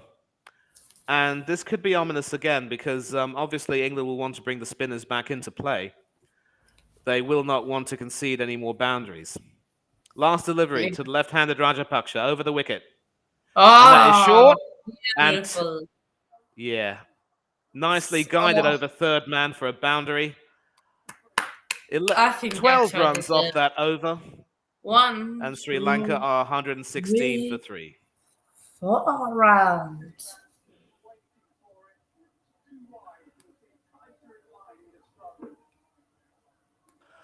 So it looks as though the seamers have done. I don't think Chris Wokes will be called back now. If he brings back Mark Wood in, brings Mark Wood back in, that will obviously not make me very happy. And no one really in the chat, but again, if any of you would like to join and have your say in the middle of the innings, we'll be happy to invite you to come on. Anyone who would like to respond. Obviously, tomorrow's schedule will be very packed with 3 games, but I don't know if we'll be able to cover them. Rashid back into the attack, and Nissanka goes down the track, but can only play that to a long off for a single. And so they're treating Rashid. They're treating Rashid with the respect that he deserves because he's asked questions of them and bowled really well at them. Now, how Rajapaksha plays Rashid in his final over will be key because the 4th over is normally when things happen, whether it's a wicket or a boundary or 2. We'll see what happens. He's still over the wicket now to the left-handed Rajapaksha, and that is played all the way to deep square leg for a single. So clearly, Rashid taking the pace off the ball and bowling with a proper line has been the strategy that England should have had earlier on. But now he's over the wicket to the right-handed Nissanka. Does Nissanka go down the track and hit him out of the park? Oh, eye up in the air. Is that long enough? It's not long enough. Chris Yes! Jordan, the substitute fielder, is on it. Well, And that's he's answered my gone. question. That's answered my question. He had to go down the track. He had to try and hit him. Skied it high. Didn't get the distance. And super fielder Chris Jordan on the field in place of David Malan takes an absolute beauty. England, you bloody beauty. Pardon my French. And the dangerous Nissanka has gone, and this could very well be disaster for Sri Lanka because it's 118 for 4. He was well set, could have had a century. 5 sixes and 2 fours for his 67. Brilliant innings, but Sri Lanka are now in the spot of bother at 118 for 4. Yep. But coming up roses. We were in the mud, but we coming up roses. Woohoo! The red of England. wait. You're still in the mud. Because No, Sri no, no. Lanka. No. You can't try and spin this any other way, son. The Sanka. Yep, Push. Shanaka. Dasun Shanaka, if you will, coming in at number 6. The Sri Lankan captain, the most experienced member of that team. He can hit a ball. Strike rate of 118. 20 runs is his average. The batting doesn't go long. Doesn't go deep. Pace of 74. They definitely need an innings like that. But even if they just rotate a strike like these two, I need a boundary. Is he gone? Ooh. No, he's not. Another top spinner, if you will, which went straight on, a dot ball. As I've said, singles are currency, dot balls are gold, and wickets are diamond. And we had a huge diamond in Nissanka getting out. So 2 balls left from Rashid's 4 overs. He's bowled magnificently.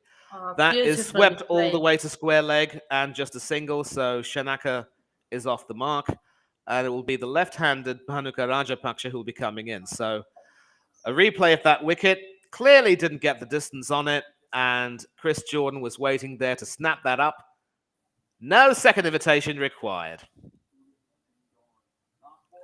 And you could see the delight on the faces of the Englishmen. Last ball of Rashid's stint over the wicket to the left-handed Rajapaksha, who plays that all the way to deep cover for a single. Liam Livingstone cleaning up. Sri Lanka I now know. 120 for 4 after 16 overs at the rate of exactly 7.5. So, last 4 overs. They will need to get 60 off these last 4 overs to get to 180. 15 and over. Can they do it? I think if even if they just get 160, I think that would be a tough total on this pitch. I think if you hit your length right and with Sri Lanka spinners they have, it's going to be difficult Yeah, for I was for talking England. about Wanindu Hasaranga, who could very well be key, but at the moment, Rajapaksha is he hasn't scratched around. He's looked comfortable, but not really dominating. Dasan Shanaka has come back in, so this could very well be the time for maybe one of the fast bowlers to come back in and maybe try and bowl uh, bowl the Sam right Curry lengths. back Yep, into the attack. yep. Attack, Left of arm course. seamer, England's best bowler in this tournament. He might look to. I don't know if he'll be able to get the movement or the swing he wants. He's now going to bowl over the wicket to the left-handed Rajapaksha. Oh, No LBW shout. That was going down leg, and the bowler knew yeah. that. And I think that might be called a leg by. Mm, Yep, the umpire should rule that a leg by because it hasn't been registered as yeah. a single. Actually, They didn't run. they didn't run. They, yeah, I don't think they No, they they did. did. They took the single. So it Yeah, is now yeah, Sri yeah. Lanka on Okay. strike. So a leg by. Second delivery over the wicket, and that is played all the way to short cover. No chance of a run out there. Chris Wokes doing the cleaning up. So singles won't really work because obviously if you take a single off every ball, that'll take you to 144.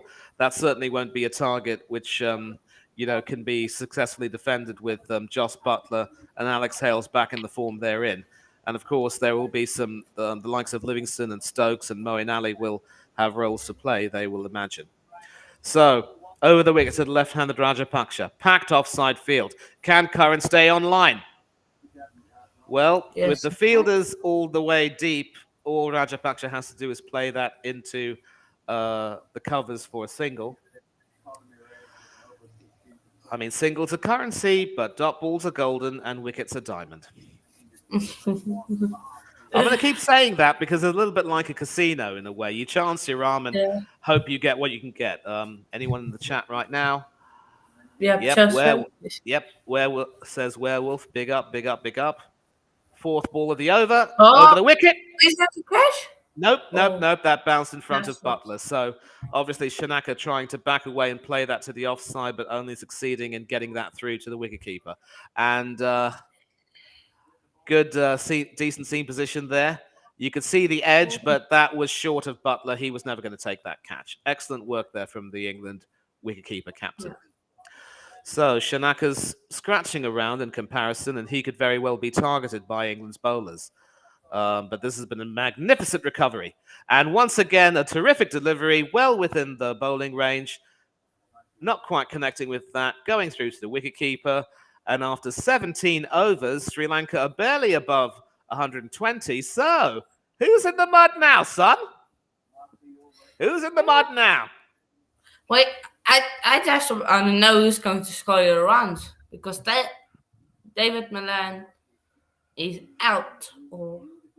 So who's going to score your runs? And another excellent delivery to end the over. 3 runs from it within that range. Shanaka obviously deciding to play at that, missing that. 123 for 4 after 17 overs, and it's not quite going to plan for the Islanders. Of course, Malan will be a bit of a loss, but I mean, if he's fit enough, he will come back out to bat.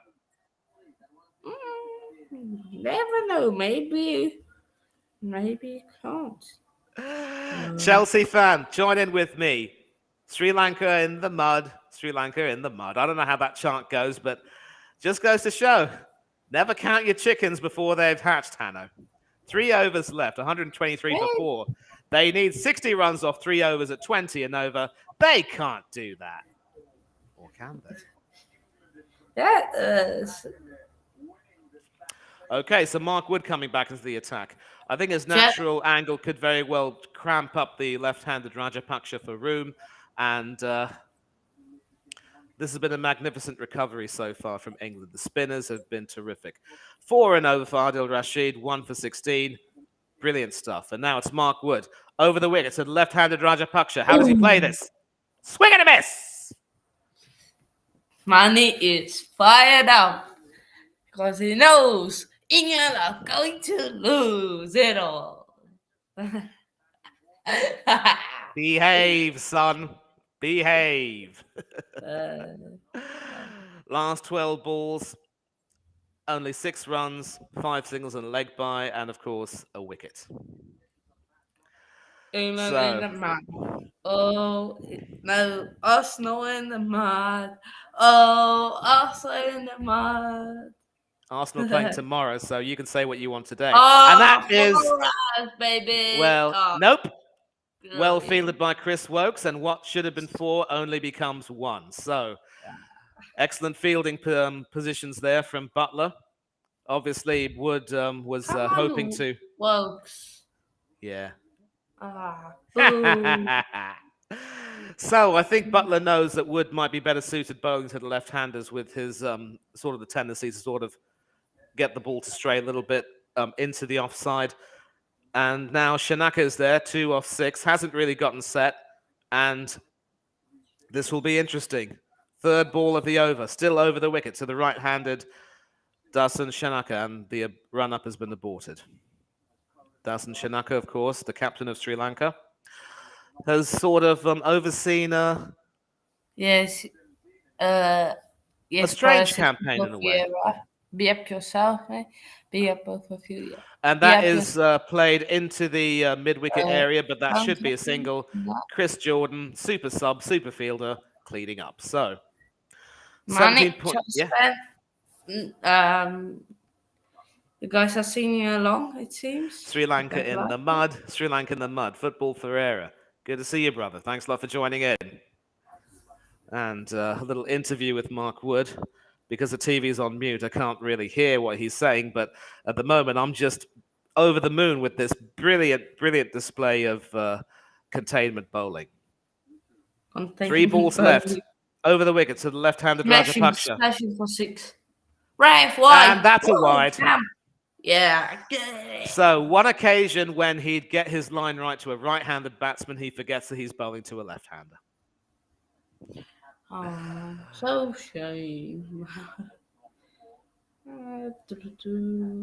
Still one of the fastest bowlers in the world, always bowls at pace, and most of his wickets are with the short ball. So I'm not too sure he's really adept at bowling really that length. And if he can get a Yorker, though, that would be ideal.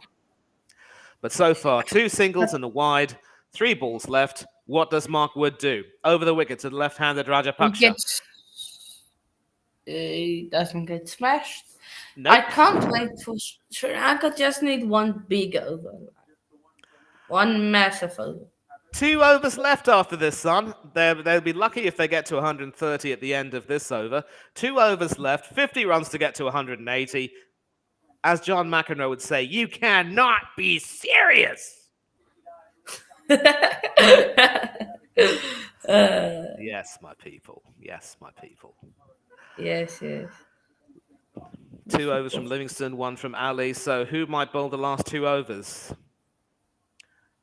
2 deliveries left over the wicket to the right-handed Shanaka. Plays in a miss. Appealing for an edge, and he's gone. Review needed on that. No, I think he is walking. I think Shanaka knows that he got an edge on that, because let's take a look at the delivery.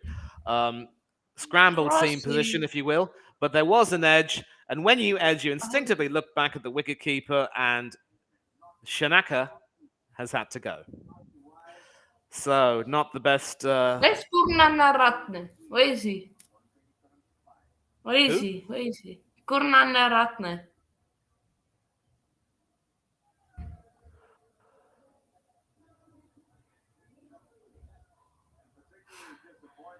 Who is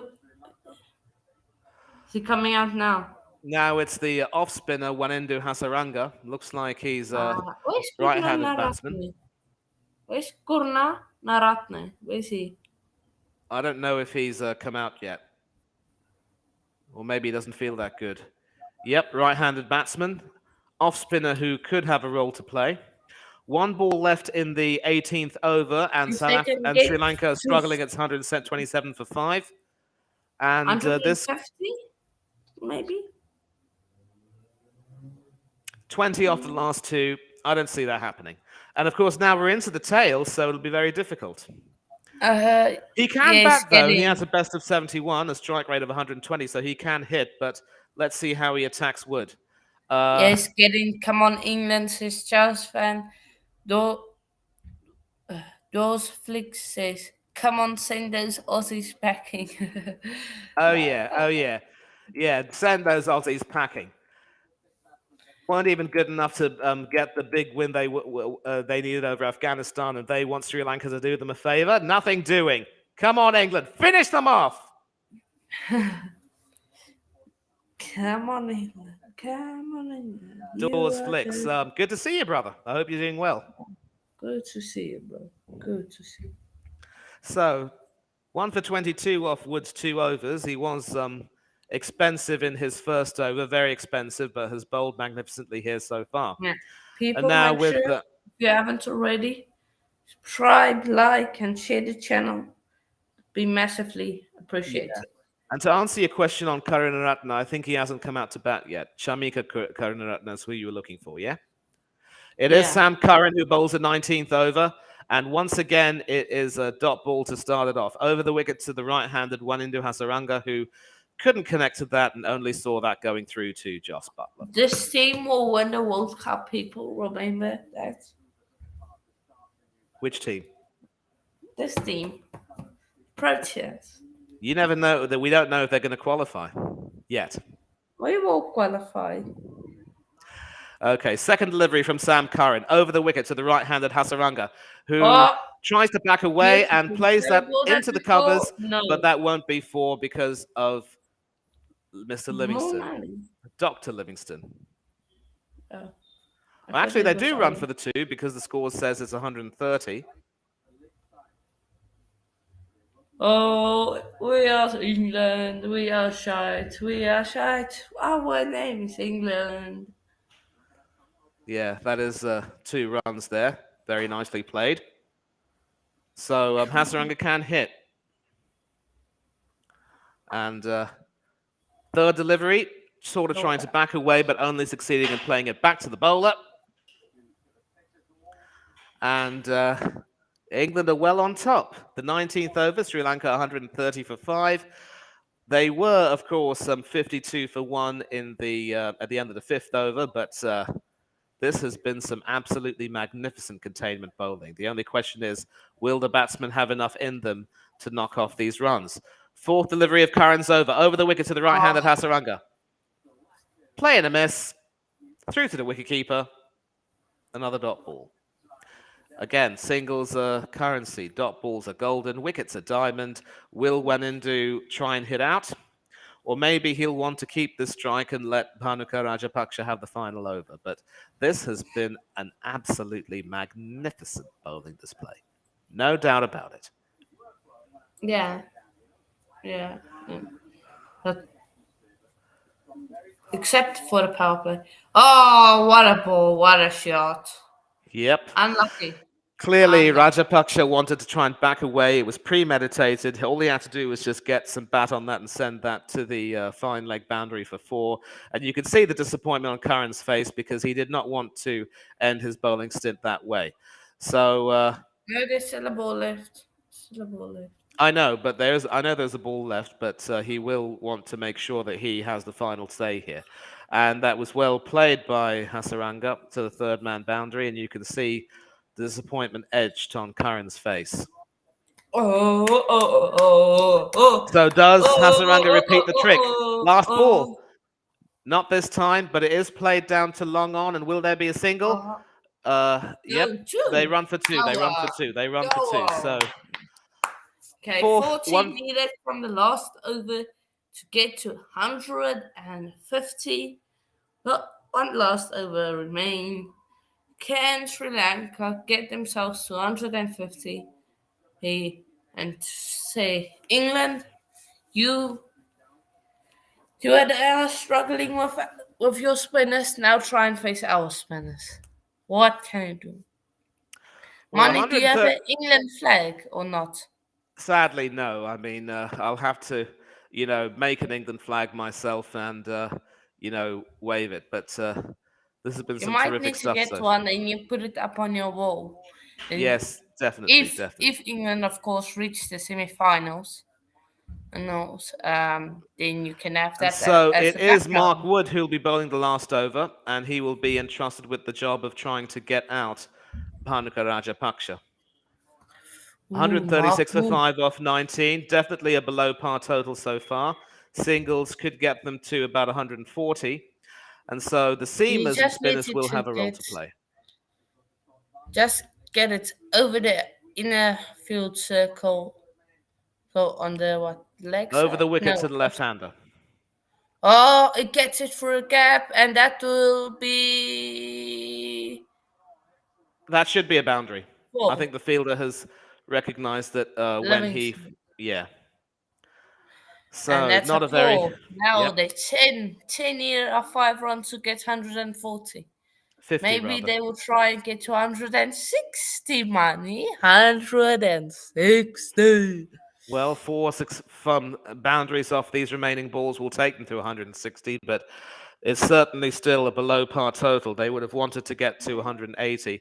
I mean, not quite below par, but below par nonetheless. And you could see all the good That's work him. that Is Livingston did was in vain. So clearly signaled that's a that four. should be signaled a Four, boundary. Yep. four, 1, 2, 3, 4 rounds. So Mark Wood, what do you do, son? I don't get smashed for a boundary. That's what I do. I don't get wickets. Oh, ball play, top edge. I think he's gone. He's realized he's gone. It's another wicket. Woohoo! Sri Lanka Yeah. well in the mud. The left-handed Rajapaksa who Lanka in played the mud. Sri decently Lanka well. in the mud. Yep. Oh, Sri Lanka, you're in the mud. Oh, Sri Lanka, you're in the mud. But it seems like the cross-seam deliveries has definitely worked. Taking pace off the ball has worked tonight. Right, Right. but we'll So see anything under how the 100, Sri anything, Lankan bowlers any, do. anything under 150 will certainly be met with a lot of, you know, enthusiasm. Because I mean, put it into perspective, as I've said, after the first 5 overs, Sri Lanka were 52 for 1 and proceeding swimmingly, but they weren't able to. So far, they've only been able to score 130, not even 88 runs really off these 15. Less than 6 and over. This has been a masterclass in containment bowling. Out, out, out. And there's your boy, Karunaratne, Shamika Come on. Karunaratne, right-handed batsman, best of 31, strike rate of just above 105. My boy. Smash him. Run it. Oh, we missed the Will, target like yeah, Jesus is going to miss the target tomorrow. you never know. Oba could miss too. And so Ah, clearly trying to, Oba I mean, doesn't this is a miss. replay of the Oba wicket, doesn't not miss. able to get the connection he wanted, and he knew that he was going to be on his way. And so Curran, muted celebrations there between Wood and Curran, but I think if they can restrict Sri Lanka to 150 or even less than that, that would be magnificent because, again, not even 100 runs off the last 15 overs is, as I've said, some absolutely magnificent containment bowling. Yeah, and they've And that's, gotten what 141 runs.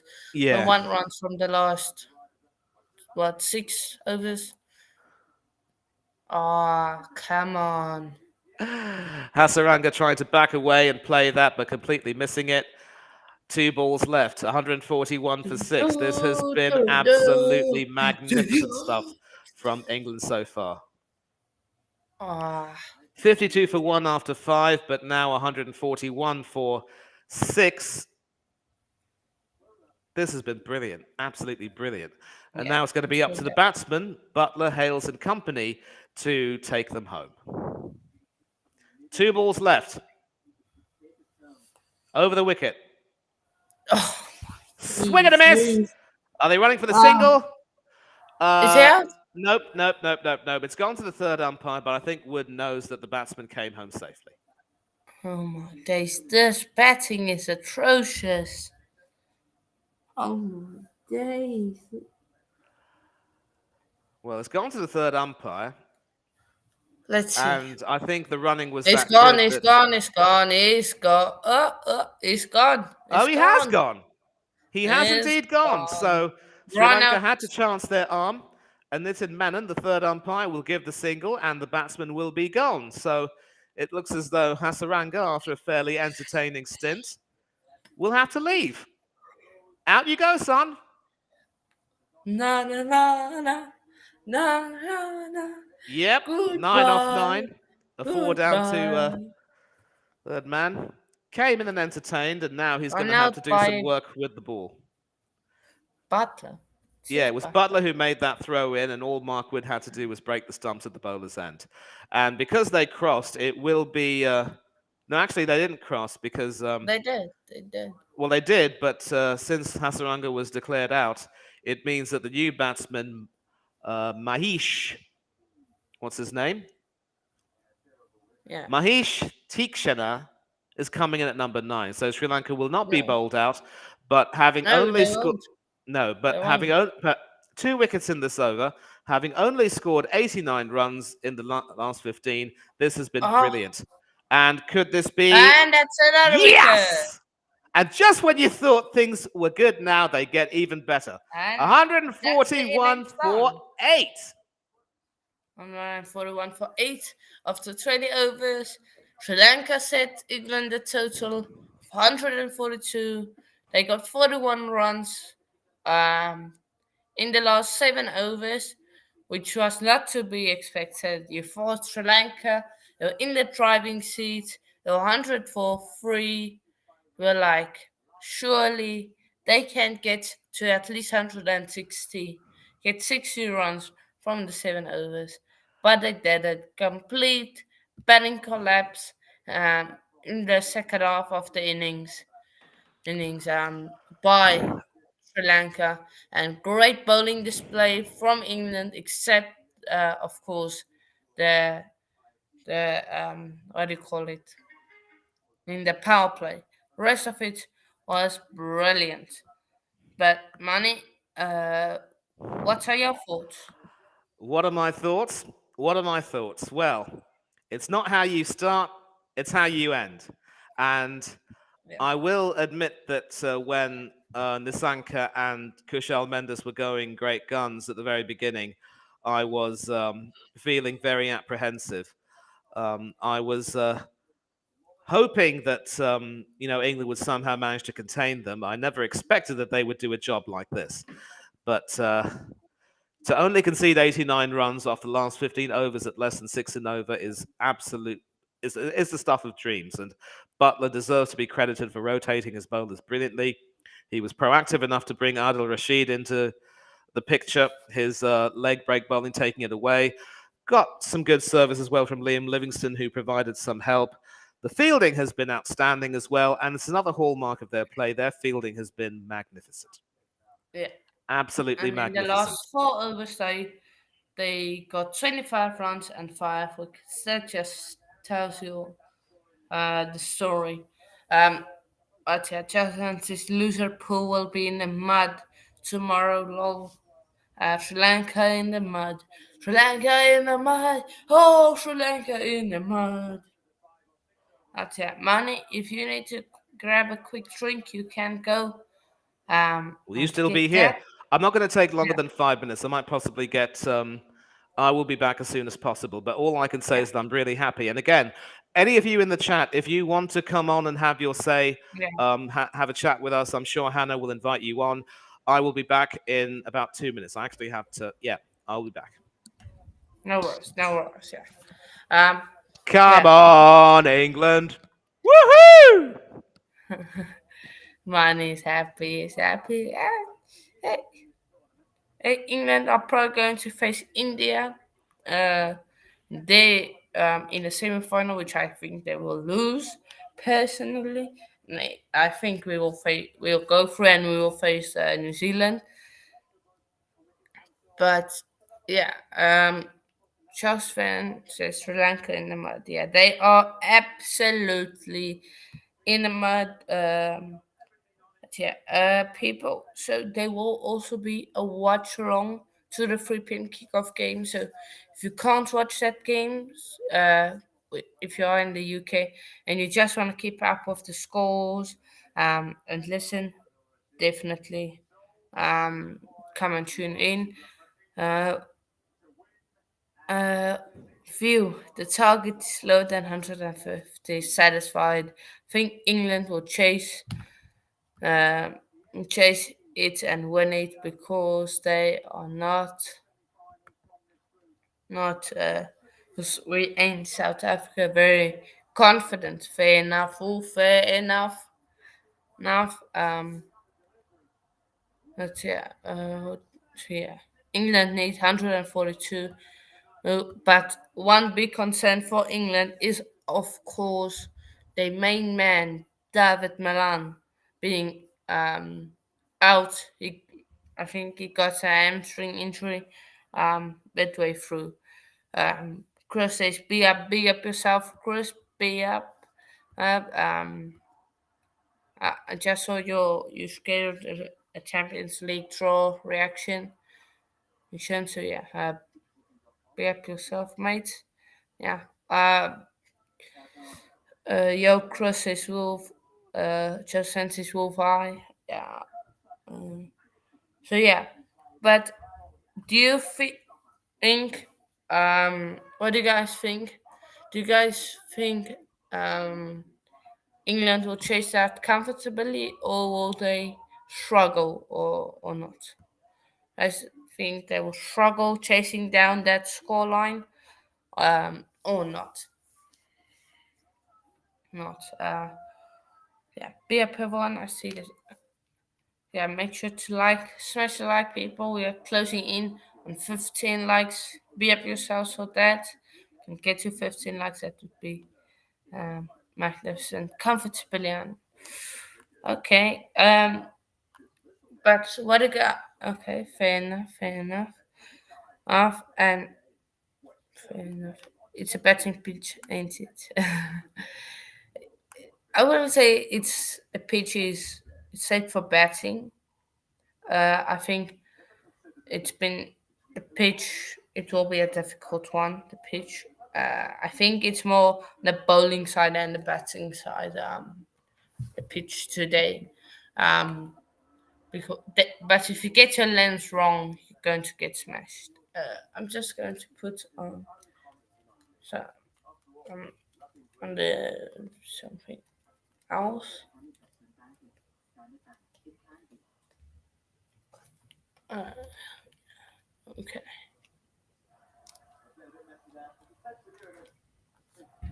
Yeah. Question: if you are still in the chat, are you interested? If you are still in the chat and watching, are you interested in maybe let's we will collab and do every Saturday, or maybe yeah, because you work most Fridays.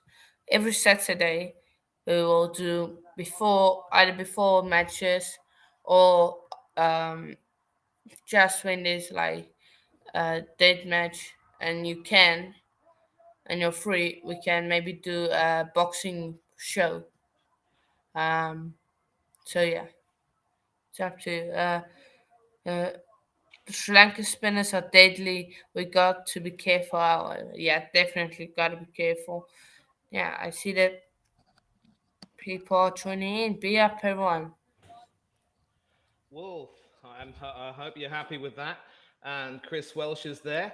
The target is lower than 150. England should chase it and win. Very confident. But as has been noted, The spinners could very well have a role to play. KFC delivery, big up to you, brother. Yeah, big up. And Paulo, you're a South African, so you want England to lose. Facts. Thanks, but I wouldn't mind actually because neither England or Australia, who finishes second, is beating that Indian team. And I think yeah, we either we or Pakistan will face. You never Uh, know. You never know. If India and South Africa finish with identical records, I believe South Africa's head-to-head record will take them over the top. uh, uh, but yeah, we face New Zealand in the semi-final. I think so. That's going to be tough for us.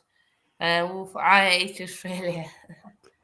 Yeah, but Canada and Australia don't like each other. That's one thing. Um, I wonder it's why. not. I also wonder why. I just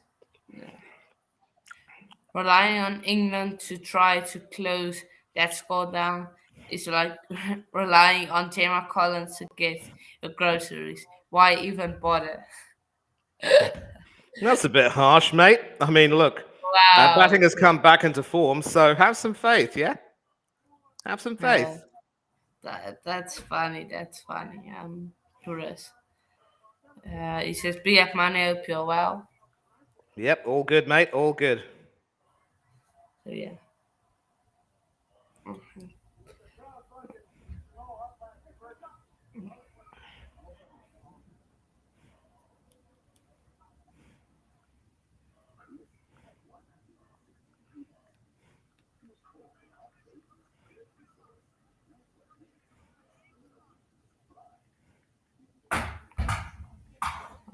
Wait, hold on, people. I will be back in a sec.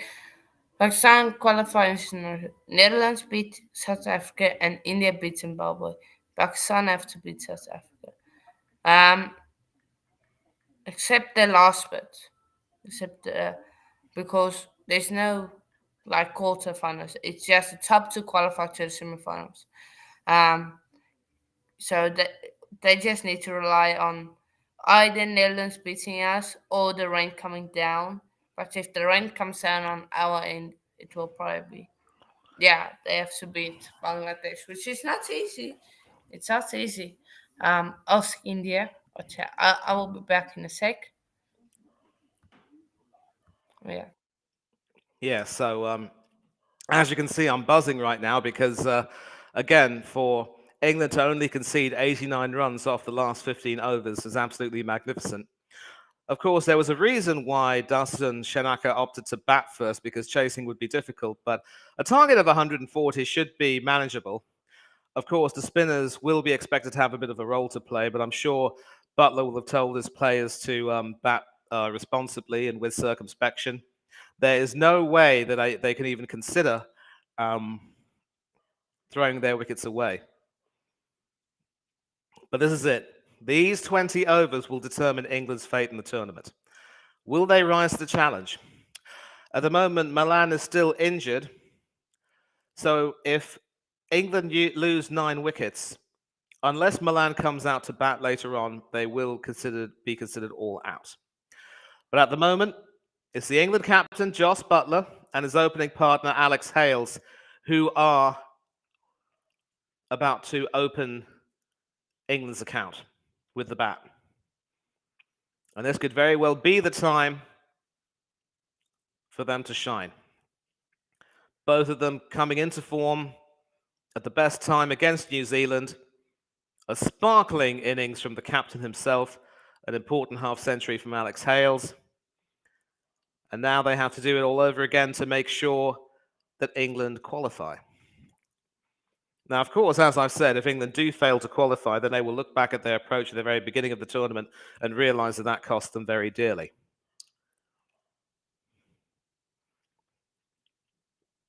Joss Butler marking his territory. It's hard to say if the pitch has been really affected that so much that the spinners could have a role to play.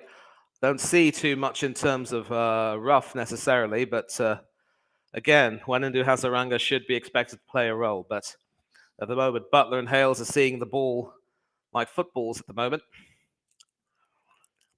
And it will be Tikshana to open the bowling. Mahesh Tikshana, who came in and at the very end it ended up being not out. So the countdown is underway. Once the countdown is over, they will be underway. And he is an off spinner, so clearly Shanaka has decided that opening with an off spinner is the way to go, just as Joss Butler did as New Zealand. 8, 7, 6, 5, 4, 3, 2, 1. Lift off! Sri Lanka, of course, eliminated, but they will hope to end their tournament with some pride. The off spinner over the wicket to the right-handed Butler, who plays that down the ground, but straight to the fielder at mid-off. All the fielders are currently in the circle, so it's going to be up to Butler to try to find the gaps. I'm certain that they're not going to try and hit Mahesh Tikshana out of the park. And that is also well played, but once again straight to the mid-off fielder. So Butler's going to have to do some thinking here. He can't allow himself to get frustrated.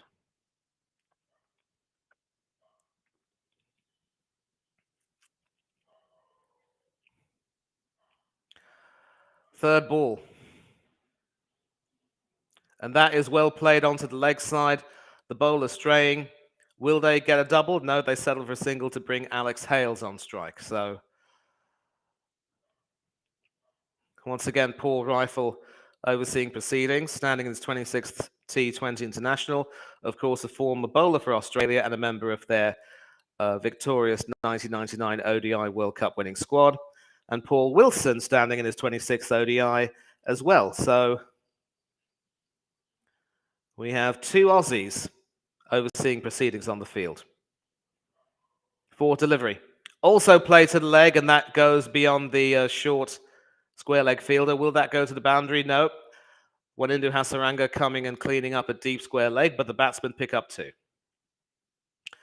So, good start from England's batsmen, playing circumspectively, finding the gaps, and Mahesh sort of straying a little bit off the middle, down leg, and the batsman picking him off.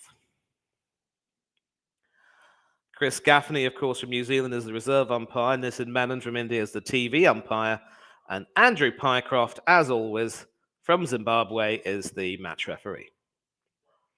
Two deliveries left. Tikshana over the wicket to the right-hander. And that is played all the way to the point fielder, who prevents the batsman from even running. So I think England, all they have to do is try and play circumspectively. And you can see what Tikshana was trying to do was an example of a carom ball, and I will explain that later on. And the last delivery, very nearly an edge to the wicketkeeper, but Alex Hales survives. 3 for 1 at the end of the first over. Indian players, first umpire, second umpire, third TV umpire, rain, DLS, and ICC. Come on, England. Nah, come on, Sri Lanka. Oh. Hales eyes. Did it get an edge on that? I think he probably did, but nope. Oh, so no edge. So Hales survives that. And so basically what Tikshana was trying to do was an example of the carom ball, where if you have a ball like this, the ball, the fingers are sort of placed a little bit like this, so rather awkwardly. So when he bowls it at the batsman, it doesn't really spin too much. It's a little bit like the top spinner bowled by a leg spinner. They call that a carom ball. So off spinners have been able to find ways to grip the ball in such a way that the batsman won't be expecting to play. And now there's seam into the attack. It is Joss Butler's back on strike, and they will be looking to take advantage of the seamers there. So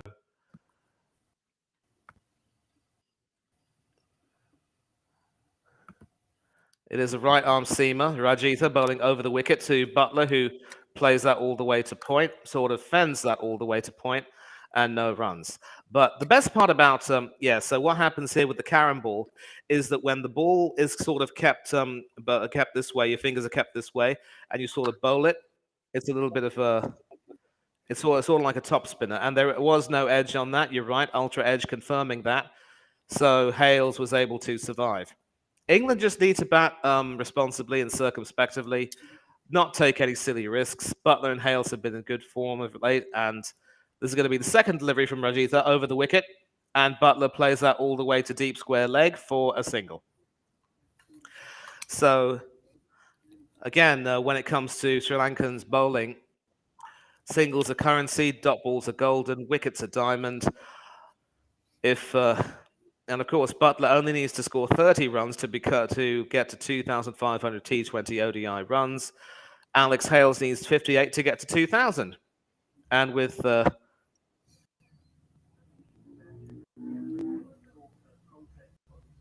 is, in fact, Kasun Rajitha who is bowling.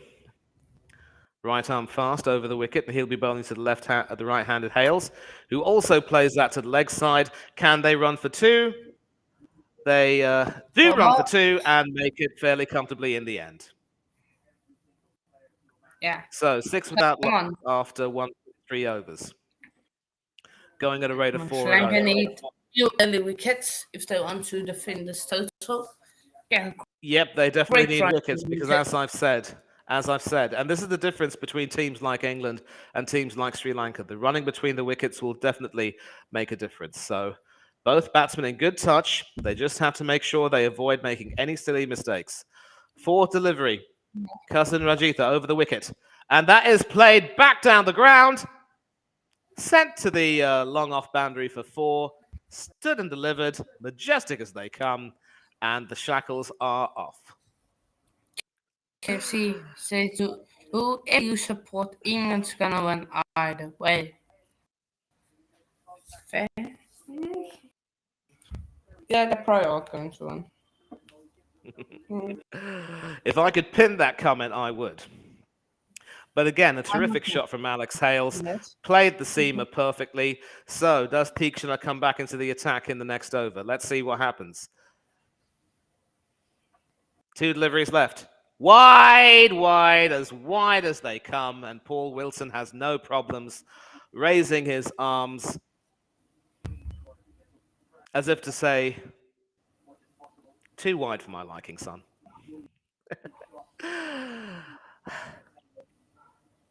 11 for no loss. Kasun Rajitha proving to be expensive. 8 runs off this over so far. 2 deliveries left. And that is played over the field. And that will go all the way to the deep cover boundary for another boundary. 12 runs off the over so far. England are 15 for no loss with 1 delivery left in the second over. And the shackles are off. So what does Dasun Shanaka do? Does he bring back Tikshana to try and choke the flow of runs? England are in a great position knowing that all they have to do is play responsibly and then they can hit out later on.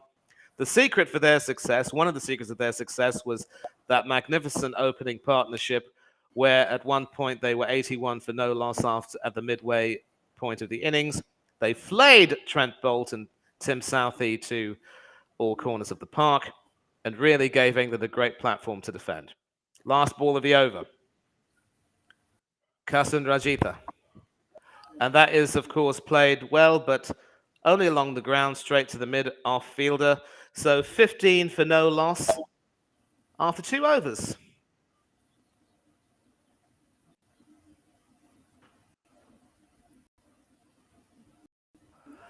And so 127 runs needed. 12 runs off that over. At the required 7.5. Actually, they only needed 7.1, if I'm not wrong. So things are going well. South Africa need to pick up some diamonds. And I see the maple leaf and the Union Jack from Werewolf. Yes, Werewolf. That's the way. We love it.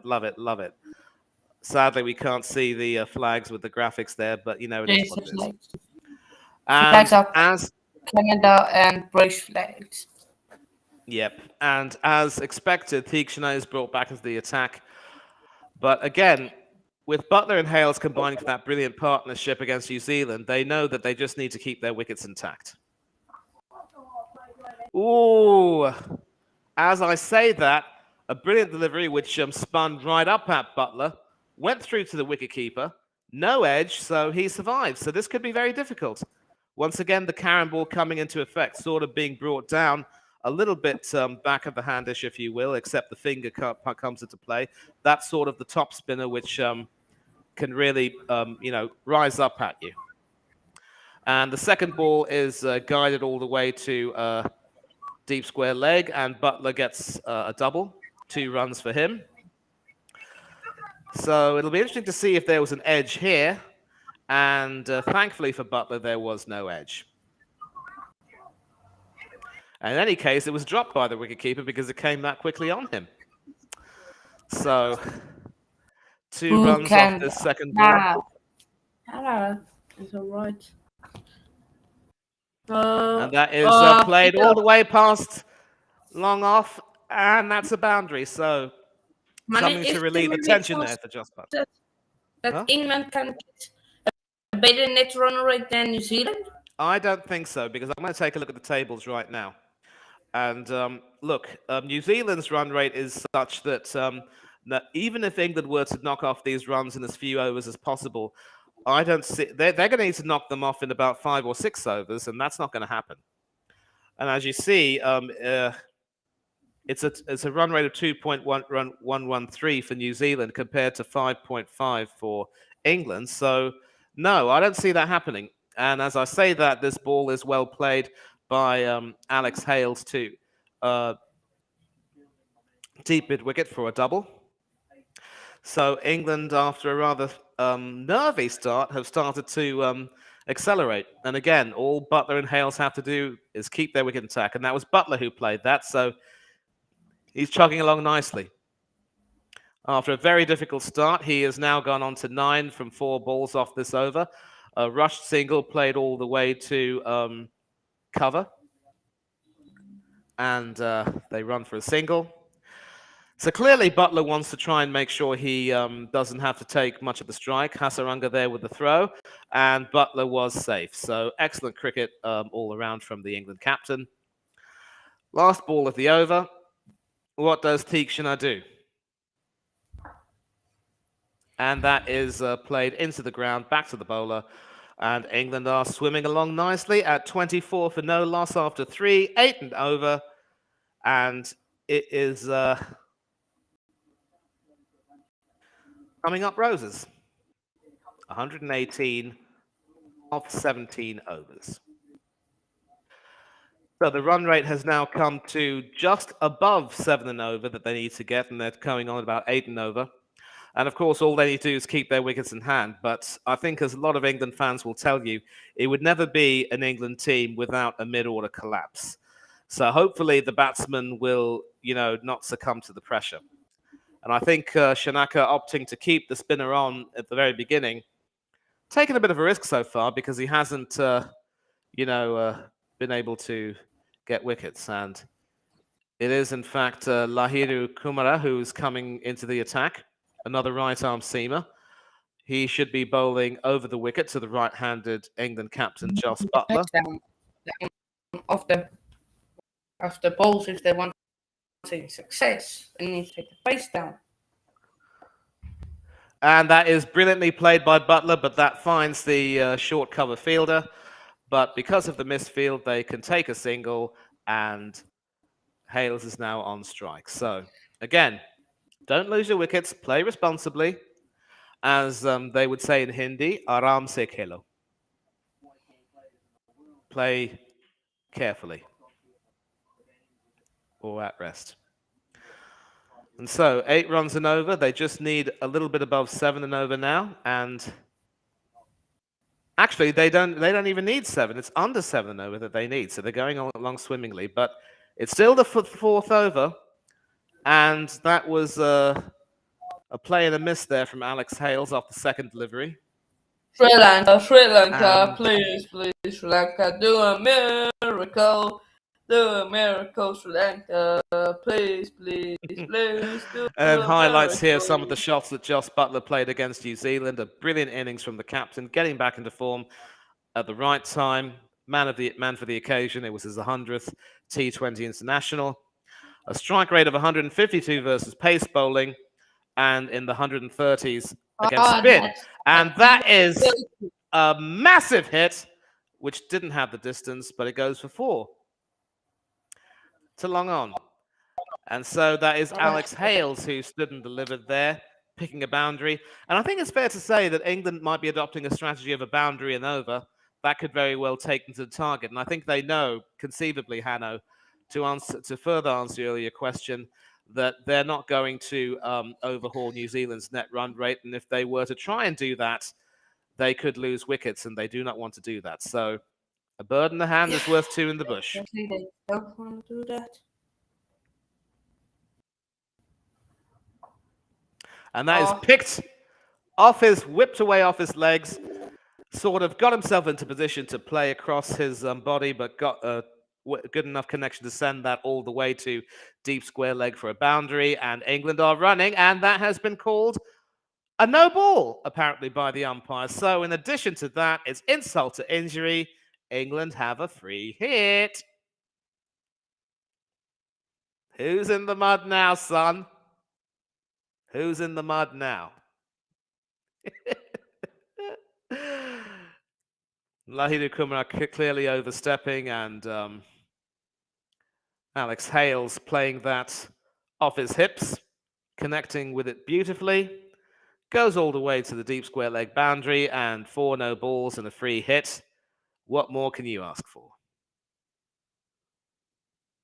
Well, you could ask for that.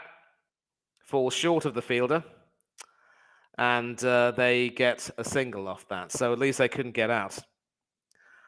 And it's looking good. It's looking good. It's looking good. 35 for no loss. 2 deliveries to go in the 4th over. And it looks as though the power play will be where England will shine. England, England, England, England! That's the way it is. Nah, South Africa, South Africa. Oh, They're not South playing today, son. Oh, South Africa, we are the best. And Oh, that is skied high in the air. Does that have the distance? I don't know if it does. oh, you're joking. Well, the fielder had to be forced to run back and get that, but that was Joss Butler who got 2 from that. Another nervy moment there. Clearly skying that high, not getting the connection he wanted, but with the fielders still in the circle, they would have had to run back and get that. And I believe it was, yeah, poor fella couldn't quite. It was well over him. It was well over him, but at least they didn't concede a boundary. That was would have been really all the more difficult. Last ball of the over. It's all happening. Ooh, played into his body. They run a single, clearly comfortably enough. And 38 for no loss. It's all happening. It's all happening. And so England are starting to step the gas on, put their foot on the pedal. 14 runs off that over. 38 for no loss. And they need 104. All right. Of 16 overs. And the 2 wins or not. 6.5 an over is the required run rate. The nice thing about T20 cricket is it's quite easy to calculate the run rate. So it's a question effectively of dividing everything by 2 at first and then working your way inside. So the power play has been very powerful for England so far, 38 or 4. But of course, at this particular point, South Africa were 52 for 1 at the end of the 5th over, only for them to be reined back in magnificently. So it is still not over yet. Still not over yet by any means. One into the attack now, the off spinner who bowls over the wicket to the right-handed Butler. And this guy could be key because he bowled In Get fact, out a here. leg break bowler. A leg break bowler, the second You best in the get world out. so far. Get out of here. And that is played well to the onside, all the way to deep mid wicket for a single. They're not going to chance the arm there. They're happy with a single. So, of course, Sri Lanka did lose a wicket. I believe it was Kushal Mendes who was out, but with Nisanka batting really well, Sri Lanka would have thought they had a chance. But wickets falling around him didn't help. Excellent containment bowling. And this delivery over the wicket to the right-handed Hales is played by the right-handed Hales down to mid-on for a single. And England are now 40 without loss. Top opening partnership so far, 4.5 overs. And I believe Ben Stokes has padded up. He might be expected to come right in and provide a little bit of acceleration there. So this is proper batting when you want to chase a very small total. Yeah. The bowling and the fielding have been magnificent. And it's really up to the batsman now to be sensible.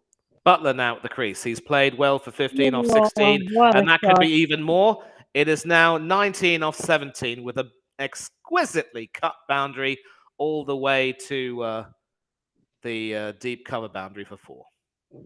Yeah, no. Yeah, so you could see over there This is just straying off a little bit off his line and Butler playing himself into position, piercing the fielders and getting his dividends. Yep, all the way past extra cover to the cover boundary. Nobody was getting that. catch And that is gone in me. the air. Is there a fielder under it? Nope. Nobody's catching that. So a No. 6 off the final ball. That brings Get up out. England's 50, and they Get are out. rollicking Get along, out. England. Just 50 for please no loss move after the 5. wicket.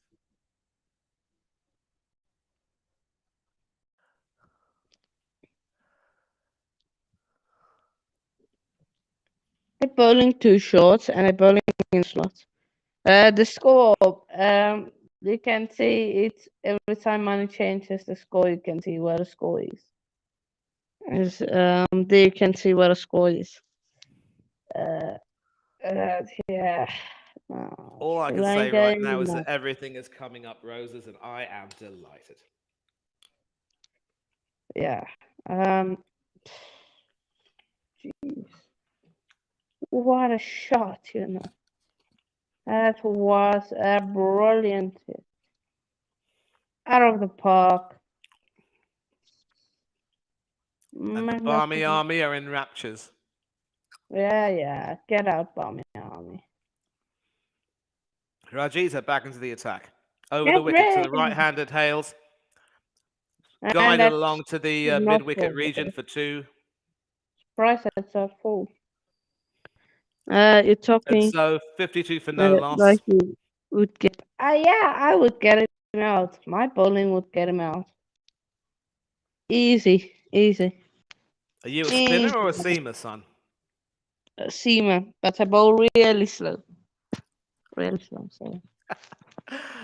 2 runs off the first ball. Over the wicket from Rajita to the right-handed Hales. And My that days, is that can big, but be. is that far enough? Oh Yes, it my, that is. went high up into the sky. So, you know Vernon Philander, the South African bowler. Oh, Vernon Philander. Yeah, I've heard of him. I remember him. Yeah, I'm like him. Okay. Seven. 77 meters all the way over the deep mid-wicket boundary. Nobody was catching that. What's the score? The And score is what money is selling, guys. What the score 58 for is? no 58 for no loss right now. I've also got Crick Info with me.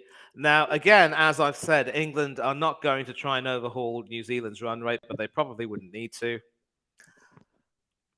They just Please need do. to ensure.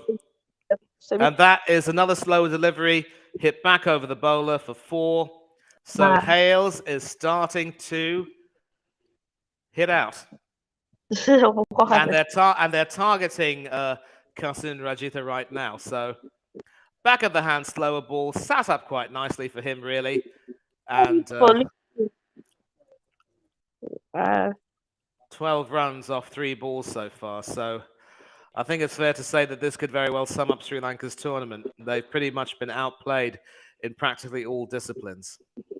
Don't. Oh, Played, God. whipped off his leg side, all the way to the deep mid-wicket boundary, and it is raining fours and sixes. 16 What? runs off these four balls. And Alex Hales has decided, you know what, we've got the 50 partnership, let's hit out. Could this be a century partnership? Could this be an unbeaten 142 partnership, which takes him to a historic 10-wicket win? Let us see. For now, though, it doesn't look as though David Malan will be called up to bat. I only wonder if he will continue to play in the tournament. 137 against spin, both coming in and going away. 154 against pace. Who needs Jason Roy when you have Joss Butler and Alex Hales?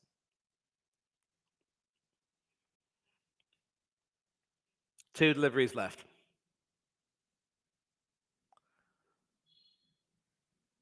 And sort of a play and a miss there, appealing for an edge. You could see how desperate they were to try and appeal for an edge. They weren't going to get that. But will the captain review?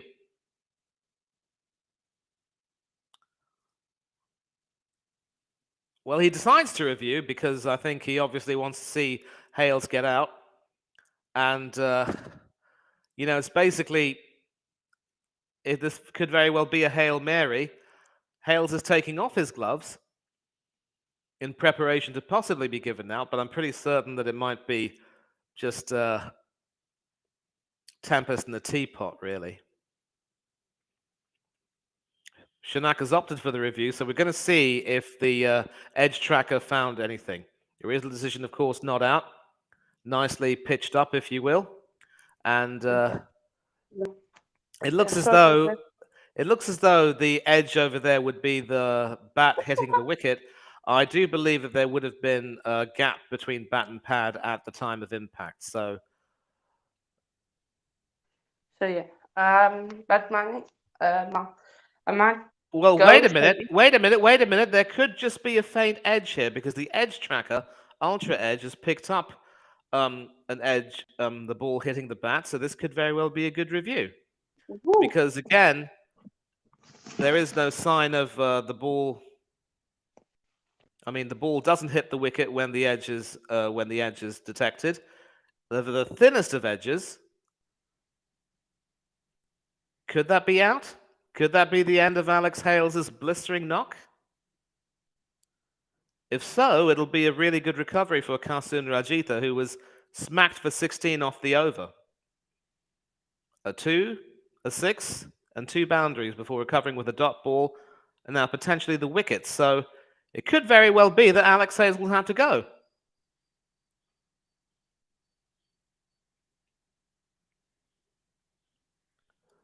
Well, I think Wilson has decided that the benefit of doubt goes to the batsman because it's still. I think Nitin Menon probably thought that the issue of. Yeah. So yeah, I need to go. We have yourself for doing this. I'll take control. I'll take control. So, Alex Hales survives, and that's considered a dead ball. Yeah. Cheers, Hanno.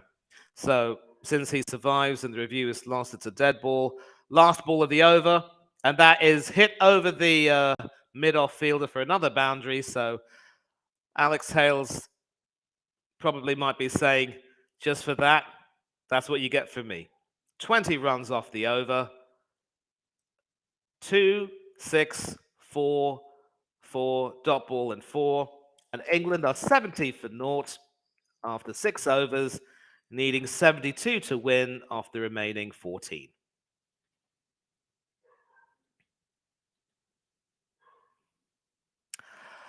Coming up roses. But again, as I said before, this wouldn't be England without a collapse. I'm just hoping, touch wood, that it will not happen.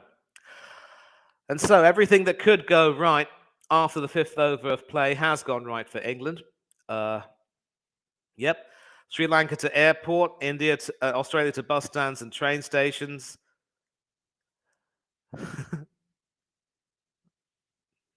I see this graphic over here, Australia in a box.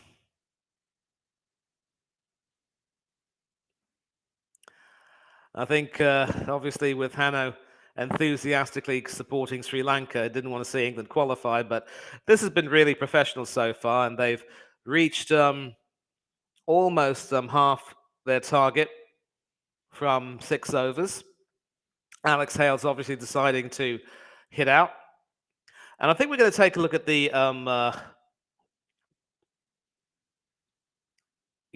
appeals were caught behind. There was a sound. I guess the umpire didn't know whether it was bat on ball or bat on ground. There were 2 spikes on the ultra edge, bat thudding into the ground at almost the same moment as the ball passes through. Very noisy readout, and because it wasn't conclusive, the benefit of that went to the batsman. So couldn't be certain of an edge. And now Tikshana is back into the attack over the wicket to the right-handed Butler. 2 dot balls so far. Both, the second one was sort of played to the short mid-wicket fielder who said, it was, of course, Hasaranga who said, don't even think of trying to get anything from me, son. And England are on their way. That is played to square leg for a single, and Alex Hales will be on strike. 42 off 19. He has been magnificent so far.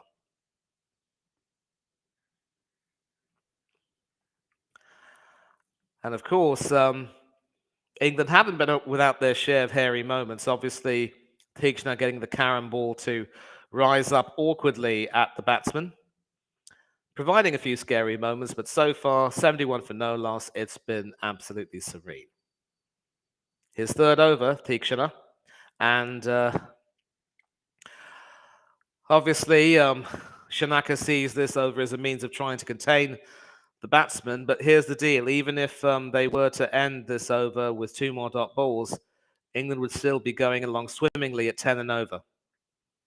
And as I say that, Alex Hales rather expertly plays a single down to mid-on. Just talking about the drift that Tikshana was able to get.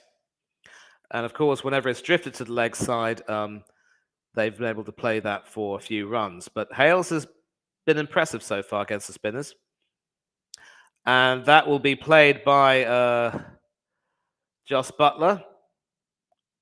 And they've run for 2. So 74 for naught after 7 overs, and the carnage continues.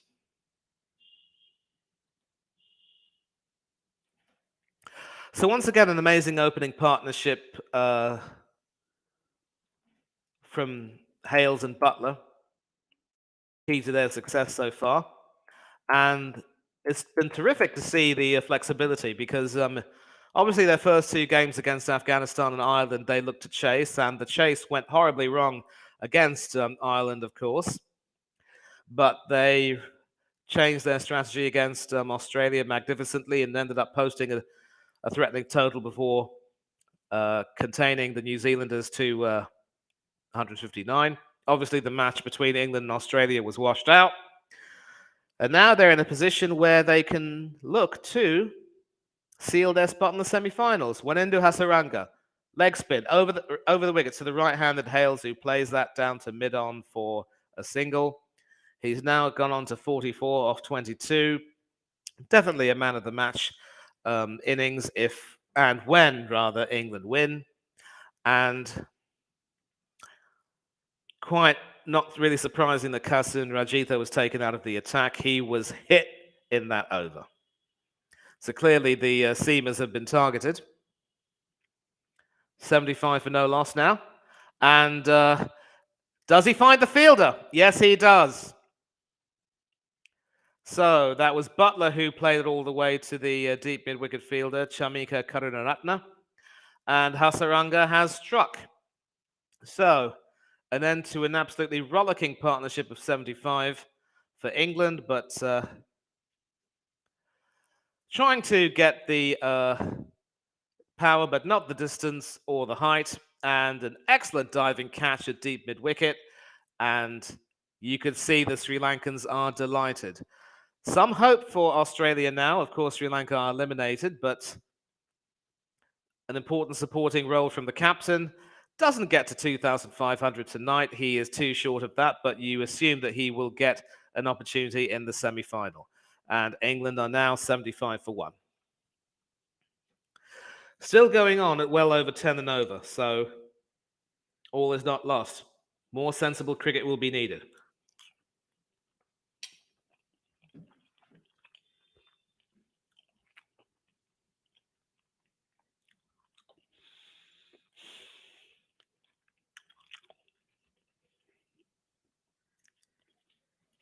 Del boy, what's the crack? What's the bleeding story? As you would say, and all that bollocks. Well, you know the story. England are halfway through to qualifying for the semi-finals. And now that you're in, the crack can begin. And we will speak about the Irish team.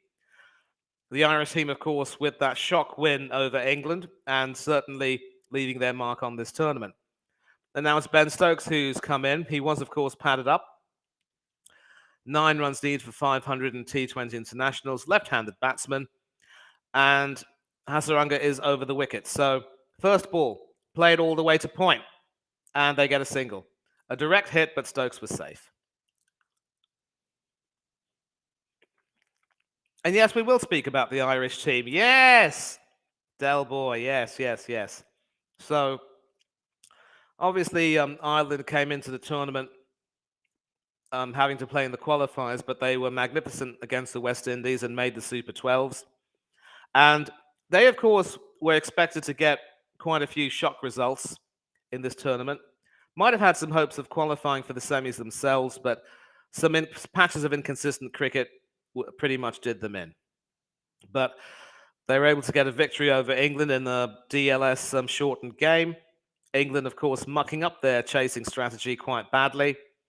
And then, of course, in the last match against New Zealand, there was a hat-trick. An appeal for an LBW here, but it's Alex Hales who's on strike. Not able to get that ball away. So there could be some moments of discomfort for England right now. And obviously, Wanindu coming in with his leg spin will have a role to play. So, drifting down the leg, hitting Hales in between his legs, rather painfully. And they survived that over to end up 76 for 1. And so, so Ireland showed, Del, that they could certainly play some good cricket. And the only problem was inconsistency cost them in games against Australia, New Zealand, and of course the match against Afghanistan, which they could have looked forward to win, was washed out. So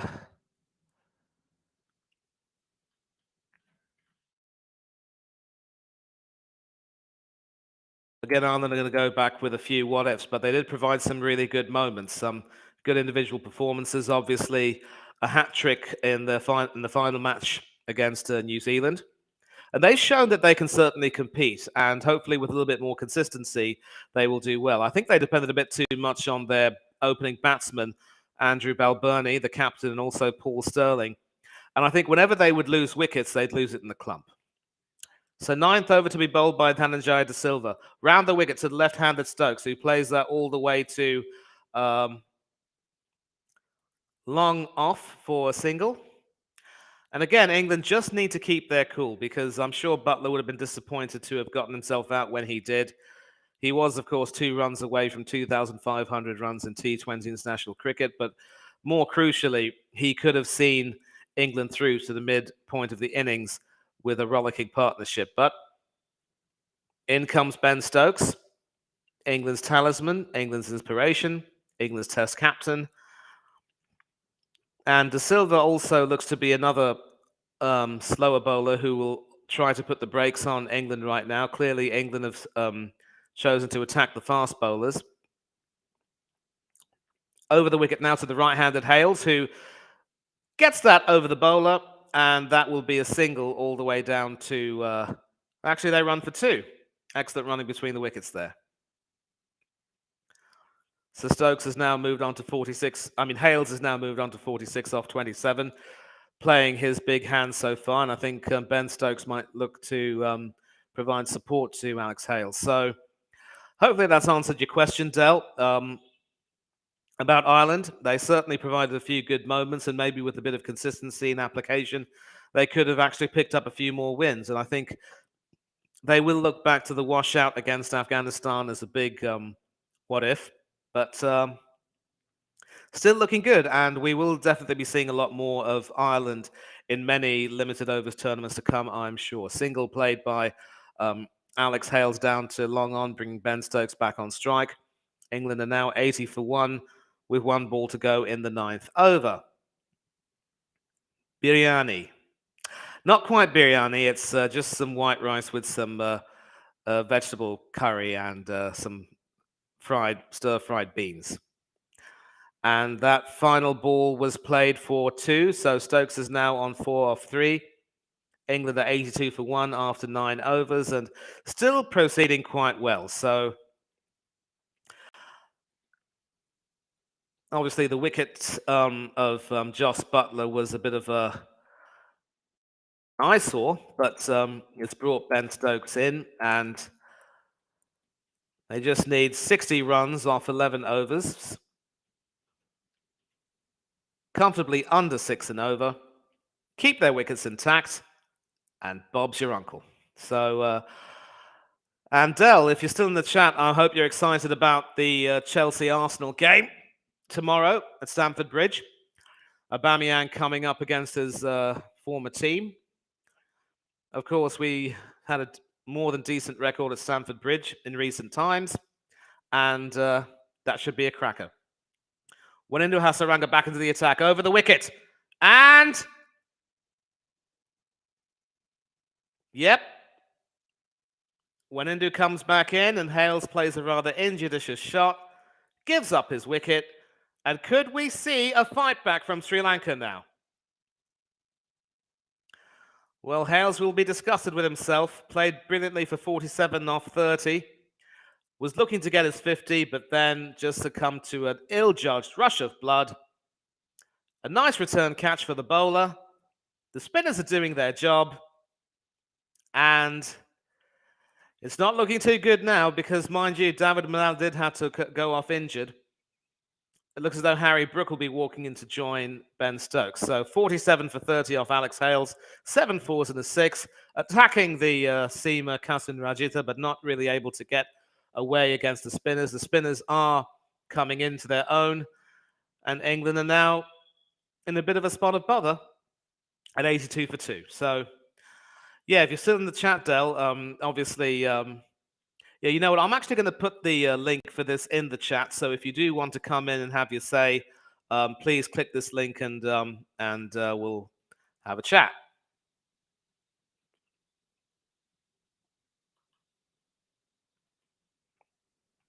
That's the link in the dialog box on YouTube. Please click it. Come right in. If you're in the studio, I will be notified and I will bring you on. So, first signs of self-doubt starting to creep in. Obviously, with Harry Brook coming in, he will be expected to provide some support for Ben Stokes now, who has just come in and played quite decently. They still need 60 runs, but I think it's fair to say, of course, now that England will end up qualifying as runners-up because they certainly had no hope. Whatever little hope they would have had of overhauling New Zealand's run rate has now effectively been extinguished. I certainly hope that they don't end up eking out a very narrow win, and I definitely do not want to see them lose from this position. But again, it's England. It wouldn't be England without a collapse of wickets. Both the openers are gone, but maybe this is a chance for the middle order batsmen to come in and really steady the ship. There is no way that they can afford to play the type of shots that Buttler and Hales played to get out. Of course, if England do win the 2020 World Cup KFC, I might treat myself to a nice biryani. Or maybe go out for a McDonald's or a KFC, you never know. England are still in the driver's seat, but they're being forced to slow down a bit. I certainly don't see Sri Lanka coming back to win, but with the spinners now coming into their own, you just never know. And Hasaranga has so far worked his magic quite well. Harry Brook is in now. When he plays that along the ground, that should go all the way to deep cover. and they get 2. So Brook is off the mark. In fact, Hasaranga has now taken both wickets of the openers, and you can see that obviously trying to sweep the bowler, but not getting the connection he needed. All he ended up doing was sort of slicing it back to the bowler, and Stokes there trying to attempt a reverse. Actually, that was Brook who was trying to attempt a reverse sweep and failing quite miserably. It's all happening. It's all happening out there. And boy, was he lucky, because that could have gone on to hit the wicket. 2 wickets for Hasaranga, very nearly a third. But this time, Brook plays a lot more sensibly all the way to deep cover for a single. And that brings Ben Stokes back on strike. So does the left-hander opt to attack the off-spinner? This is Wanindu's third over.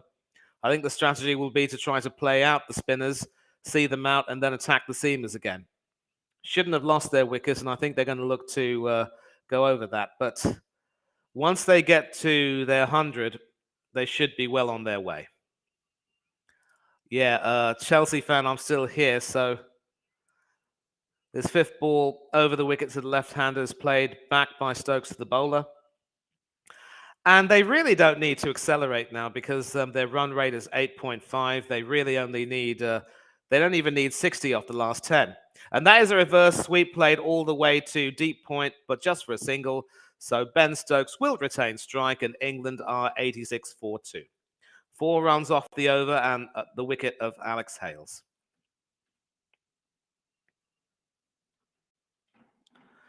So they need 56 off the last 10. At exactly 5.6 and over. So once we get to the 10 over point, you can see that the target parameter changes from overs to balls. So you see here, not even a runner ball. If England do muck it up from here, it will be one of the all-time great chokes. That's all.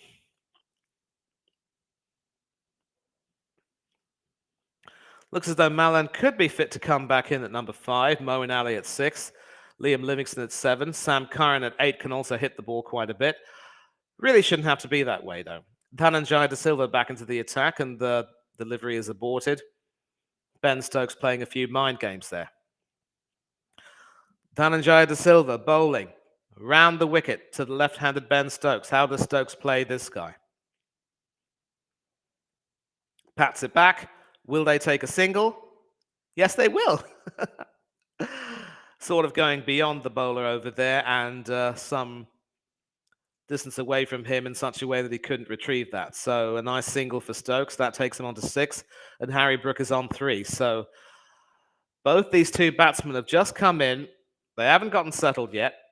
They will need to play very responsibly. Less than a runner ball, no risks required. Just take it as it comes. And that second ball was bowled round the wicket to the right-handed Brook, who played that off his hips straight to the square leg fielder for a single. And Stokes is back on strike. So you see the strategy right here. Singles off every ball will do it. 54 from 58.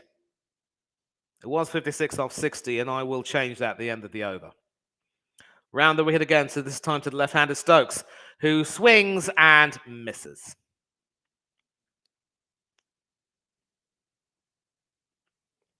I should say sweeps and misses. Spinning away from the left-hander, wasn't really able to get onto that, and you can see the frustration. He wanted the edge. And this shot is played all the way to the cover area. It won't go to, and it does go to the boundary thanks to a pretty poor misfield there from Bandara. And that has the Barmy Army in cheers. 50 off 56 now, and I'm sure Dhananjaya did not deserve that. So good enough shot, well played all the way to the deep cover area. That happens to be one of Ben Stokes' favorite shots. And it was fielded well enough, but it ricocheted off his body all the way onto the boundary rope. And so what should have been a 2 ends up a 4, and the bowler was not happy. And this second to last ball is played sort of cross-batted down to long on for a single, 49 off 55. England are 93 for 2. And you will assume that once they get to their century, they will be more or less home and dry. But you just never know in this game. 2 more wickets to fall, and the cat could very well be amongst the pigeons. And a return catch offered and taken. So Harry Brook is now out of the last ball of the 11th over. And you just cannot relax, can you? You just cannot relax. A pretty poor shot played by Harry Brook there, who was looking quite decent, hoping to play a supporting role for Ben Stokes, but instead chipping it back to the bowler. And it looks as though, will it be David Malan coming in, or will it be Moeen Ali? So a nice spinning ball from around the wicket. A return catch offered, gleefully taken just off the ground. And Dhananjaya is dancing in joy. And Harry Brook departs for 4 off 5, not really getting settled. And it looks as though Malan has recovered well enough to come onto the field. He will, in fact, be replacing Harry Brook.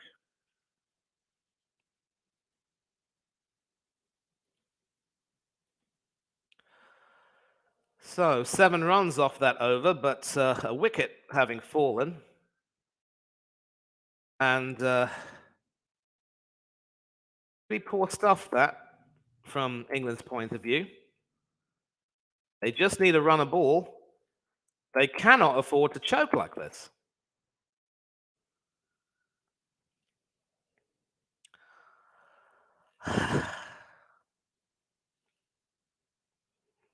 Well, this could very well be the start of an almighty choke if they're not careful, because Dhananjaya does have 2 overs left. Hasaranga has 1.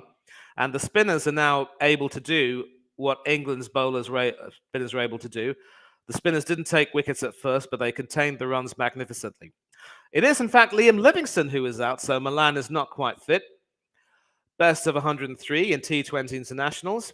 Strike rate of 150, 149.8, but I'm sort of splitting hairs here. It's Ben Stokes who will be on strike, and it is, in fact, Hasaranga who comes back into the attack. Over the wicket to the left-hander, trying to play that through mid-wicket, but instead finding the short mid-wicket fielder. A replay of that wicket.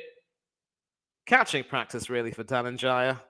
Sort of popped off Harry Brook's bat, and you could see that he was not happy.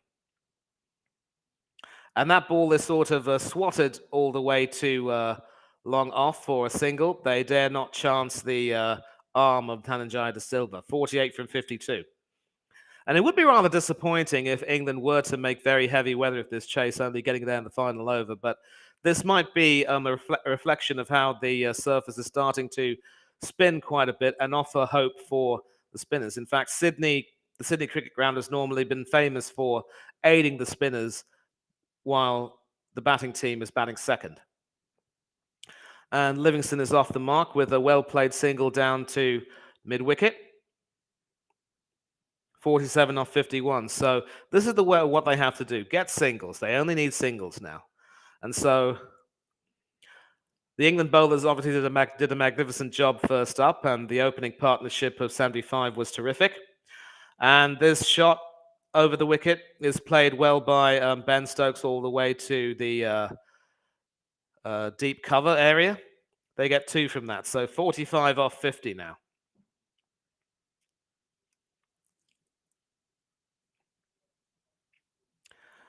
.4 and over. Wanindu's final 2 balls, and that is played all the way to extra cover for a single. And so this is going to be key, because England are now going to be at 98 for 3. Now 98 for 3. Double will take them to 100, and you will assume that with about 40 runs to get, they should be home and dry. But the run rate is still at about 5-ish and over, but they cannot afford to relax, though. And Wanindu's final ball is played all the way to short extra cover. Good stint from him. 2 wickets. And England are 98 for 3 after 12 overs.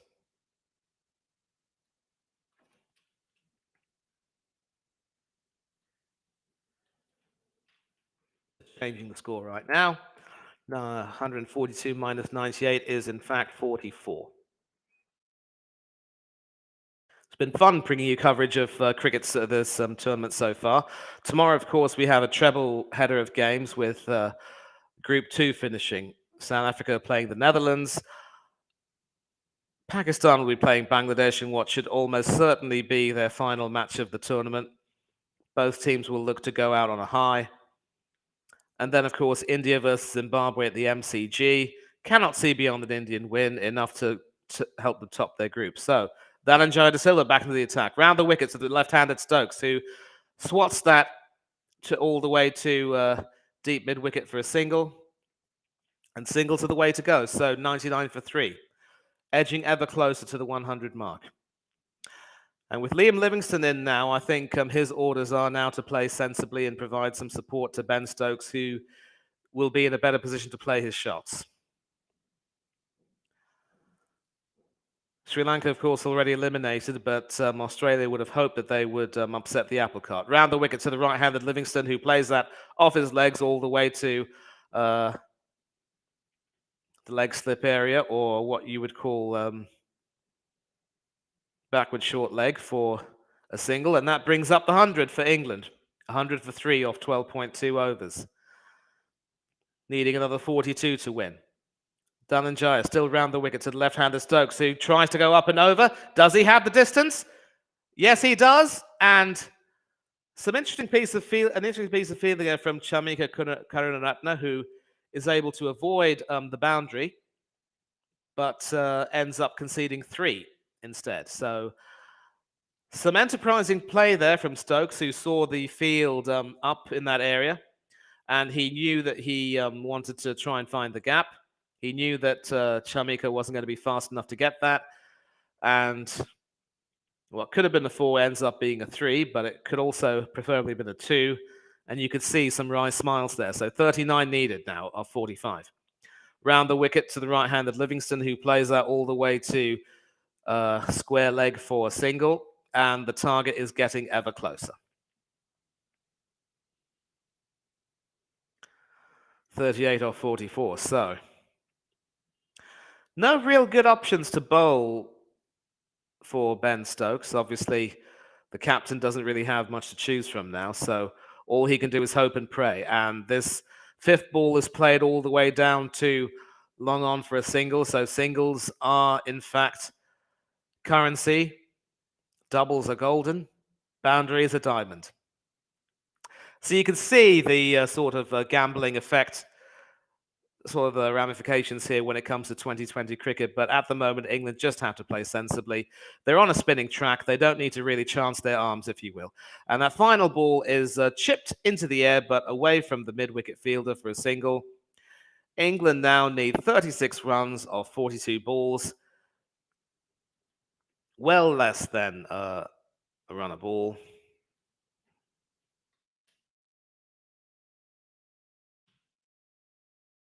And 106 for 3. So this is an idea that you can certainly add more runs to the total through singles and some without boundaries. And 36 off this final 7. With Sydney, of course, providing some spin, it will obviously have been difficult for England to bat on. But the bowlers did their job magnificently, containing the Sri Lankan batsmen. 89 runs off their last 15 overs, from 52 for 1 to 141 for 8. Brilliant, brilliant stuff indeed. Of course, Liam Livingstone is known for his strike rate of 150 against fast bowling, 130-ish against spin. An amazing 6-hitter, but although 6 sixes can win it right now in this over, he is not required to do that. Lahiri back into the attack, and as I speak, he skies that in the air. Does he get the distance? No, he doesn't. I have no idea what Liam Livingstone was thinking when he tried to hit against that. And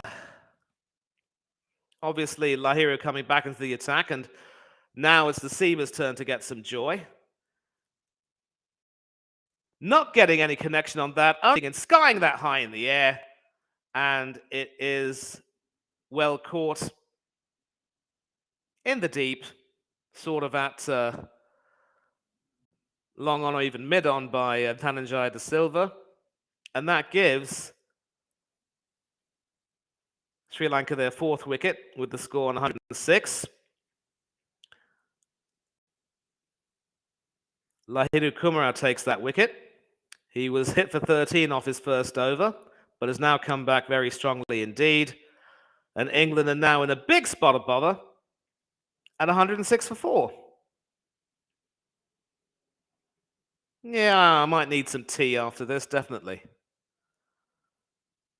Of course, one good advantage is that when one batsman goes, a better batsman comes in, and of course, Moeen Ali is now at the crease. So there are going to be two left-handed batsmen right now in both Moeen Ali and Ben Stokes.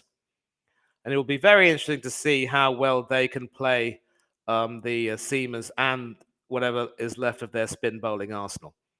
The seamers were hit around the park in the opening few overs, but now circumspection is required.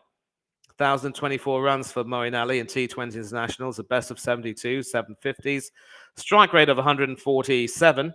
Can certainly play, but as a senior figure, he will now be expected to provide support to Ben Stokes, and they will have to see it through. So, I mean, the spinners did a little bit of damage, but you would have thought that Livingston would have played responsibly enough, but tried to be ambitious, flew too close to the sun, and ended up losing his wicket. Icarus had nothing on him. And the second ball of the over is played by Moeen Ali all the way to point. Not really getting the face of the bat he wanted, only succeeding in skying it in the air, and Dhananjaya gratefully and gleefully accepting that catch at long on.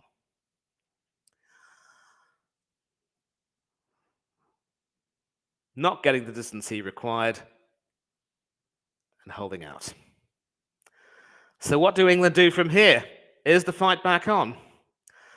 Well, I told you it wouldn't be England without a batting collapse, but to collapse now would be just terrible. And this next ball is played by Moeen Ali all the way to the extra cover fielder who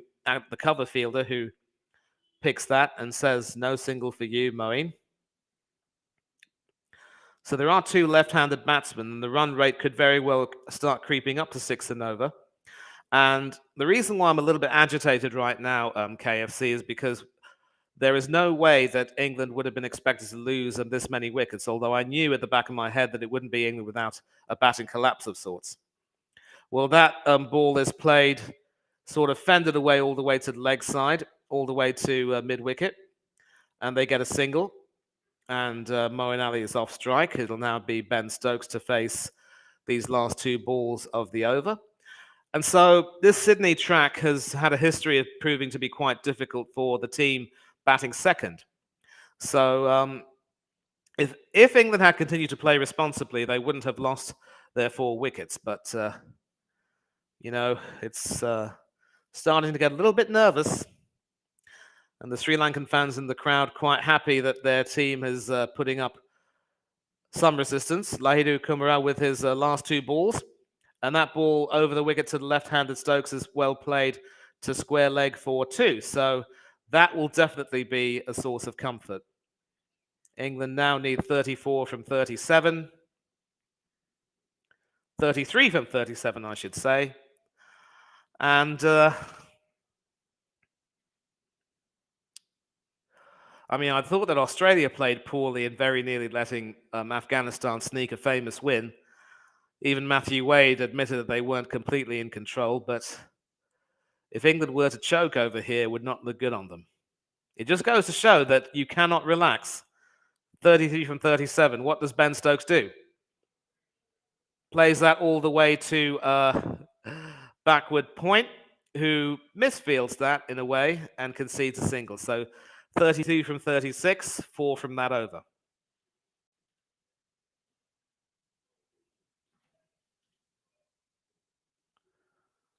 110 for 4 now. And of course, England have already gone to their century. So with 32 needed, you would assume that it would just be a simple matter now. England will not overhaul New Zealand's run rate, so they will qualify from Group 1 as the runners-up and possibly end up facing India in the semi-finals, from the looks of it. So, Pathum Nissanka, with his half-century earlier on, played brilliantly for 67 before holing out later on.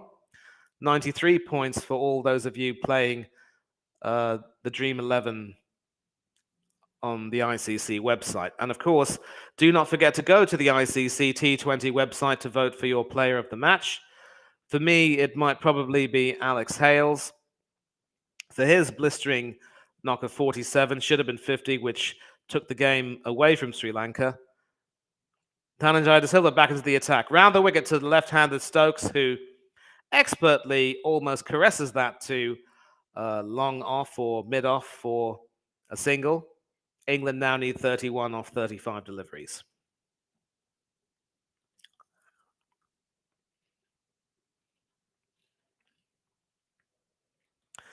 And so what I'm going to show you is the official website later on, where you can go and vote for your player of the match. Moeen Ali on strike now, another lefty. And Dhananjaya continues around the wicket, and that is sort of played all the way to the short cover fielder. No single, just a dot ball.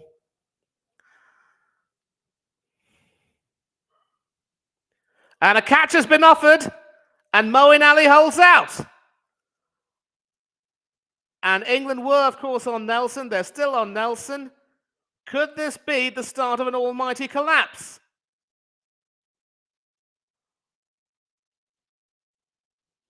Well, if you could see my face right now, I'm absolutely in horror.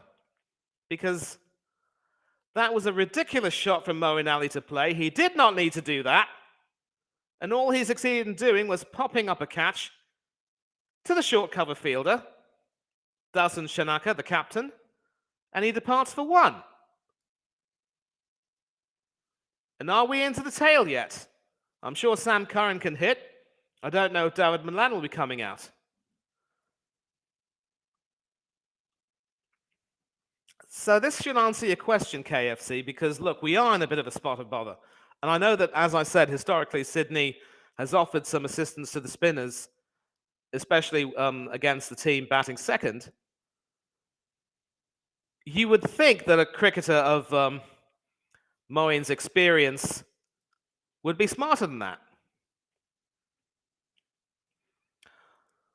Well, Moeen's departure has brought another left-hander to the crease in the form of Sam Curran, who was pretty good with the ball today, of course. England's leading wicket taker, the tournament's joint leading wicket taker. And he has now come in with England on Nelson for 5. And Nelson has proven to be a pretty inauspicious score. We all know that Curran can give it a good hit, certainly in one-day cricket and test cricket. Not so much in T20s, although a strike rate of 138 would suggest otherwise. Not very prolific batsman. Dhananjaya is really rocking it right now. The required run rate is now slowly but surely creeping up to 6 and over. And if England are not careful, they could end up being stuck up a gum tree. Round the wicket to the left-handed Curran, who plays that well enough all the way to long on for a single and calms a few nerves. So England now 122. They've gotten off Nelson. I think Moeen was obviously trying to give himself room to play a shot, but failed miserably. And another round the wicket delivery, which is played all the way to point for a dot ball. So will the target now, a run rate now increase to a runner ball?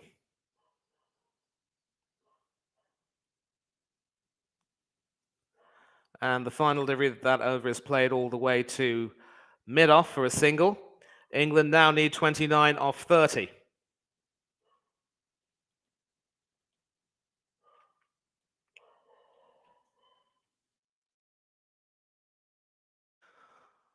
I think it's fair to say that Moeen felt the need to possibly try and hit out, didn't want to leave the team too much to do in the final few overs. We are now into the last 5 overs of the innings. And Sri Lanka are slowly but surely tightening the noose. Well, one consolation is that Dhananjaya has now bowled himself out, 2 for 24 of his 4 overs. Excellent stint under the circumstances. Stokes is set with 23 off 21. Sam Curran has come in, and you can see it's still 90% in England's favour that they will win, but it is looking very, very tight now. And another spinner's come on into the attack. Out of the frying pan into the fire.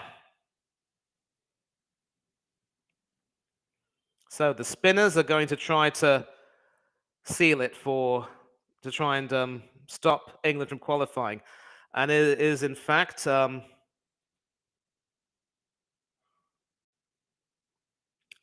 Asalanka, the left-handed batsman, part-time off-spinner who will be bowling round the wicket to Stokes. And Stokes survives that, tries to hit out, ends up sending it to the cover boundary for 4, but he was not far away from losing his wicket.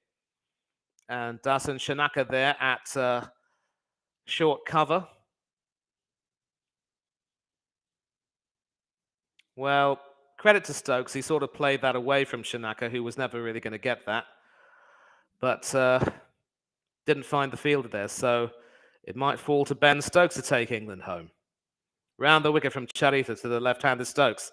And that is played a long point for a single, bringing Sam Curran on strike, 24 off 28.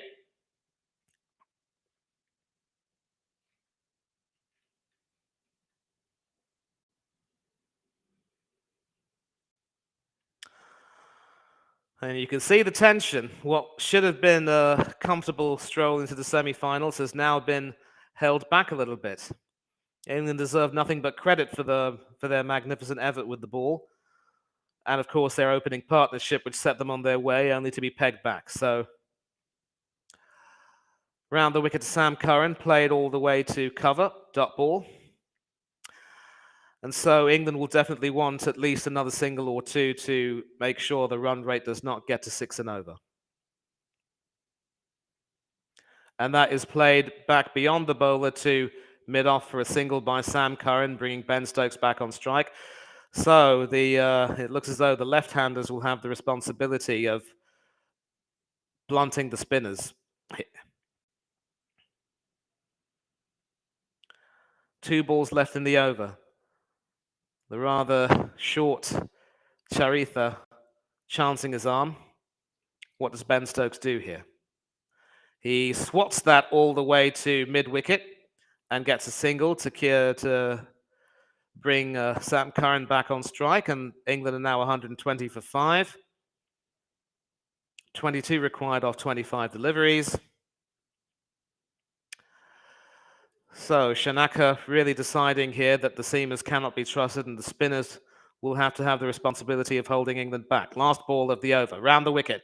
And this is also played all the way to the long-on fielder for a single. So Curran keeps strike. England are 121 for 5 and need 21 off the last 4 overs. Yeah, I see Werewolf has come into the chat. What the F. Tears. Not even 5 sixes now. We just need 6 boundaries or 4 sixes. Who's winning and who do you think will win? Well, at the moment, Dale, England is still in the driver's seat for now, but they're being held back. England should win because they need only 21 off these last 4 overs. So obviously that boundary from Ben Stokes coming at a very crucial time indeed.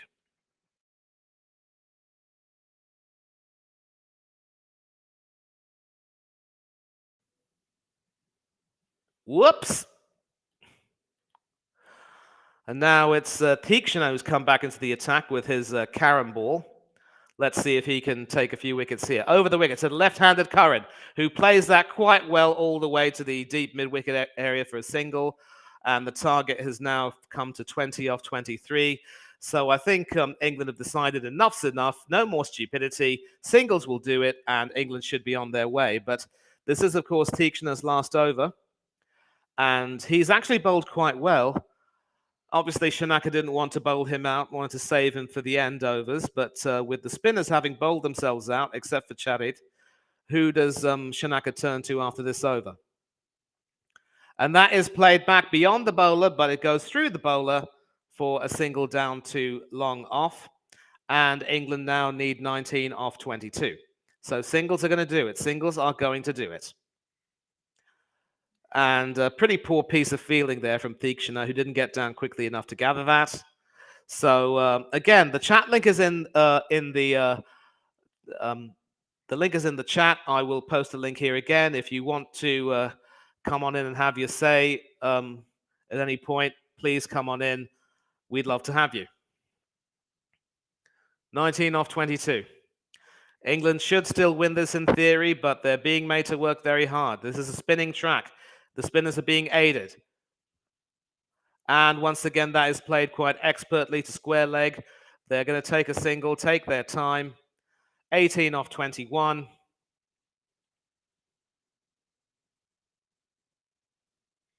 And I've also got to change the fact that England are now 5 wickets down, no thanks to Moeen Ali. It's been difficult, but it's all happening. Round the wicket to the left-handed Stokes. And that should be, is that called a wide? Yes, it is. So extras will help. And to those who are watching, because that ball was bowled and ended up going wide of the left-handed Stokes' leg side area, that was called a wide. And Stokes attempting to play at that, but ending up leaving that. And that's an extra run to England's score. Very useful. It means that Theekshana will have to bowl an extra ball. So what does he do here? An attempted reverse sweep, not connecting with that. Stokes still round the wicket, and Stokes really did not need to do that. Obviously hoping to try and get it, but only succeeding in playing it down off the ground. Back foot was behind the crease, wasn't going to get stumped. 17 off 20, 2 balls to go. Also played off his legs into the square leg area, and that is something that Shanaka will have to watch for. And they run for 2. So the target now decreases to 15 off 19. Nerves are starting to calm a little bit. What can you say? This is England. It wouldn't be England without a collapse.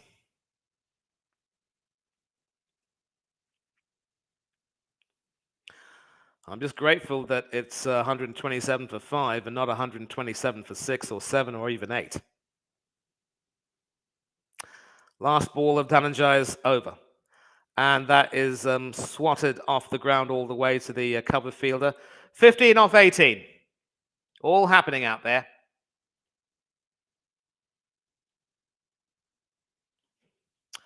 Six runs off that over will certainly provide some form of joy. And 127 for 5 now, England.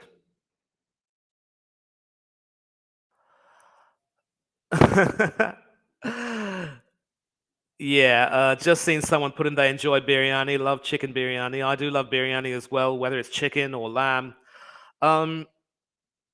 You know, anything Indian, but I do love English food, a wonderful Sunday roast with all the trimmings. I don't really have a particular favorite, you would say, Del. Of late, I have started to buy a lot more grilled chicken to eat whenever I do some exercise, but that's pretty much it. But Del, listen, 3 overs left. I'm going to put the link in the chat. Once again, if you want to join in and have your say, please feel free to do so.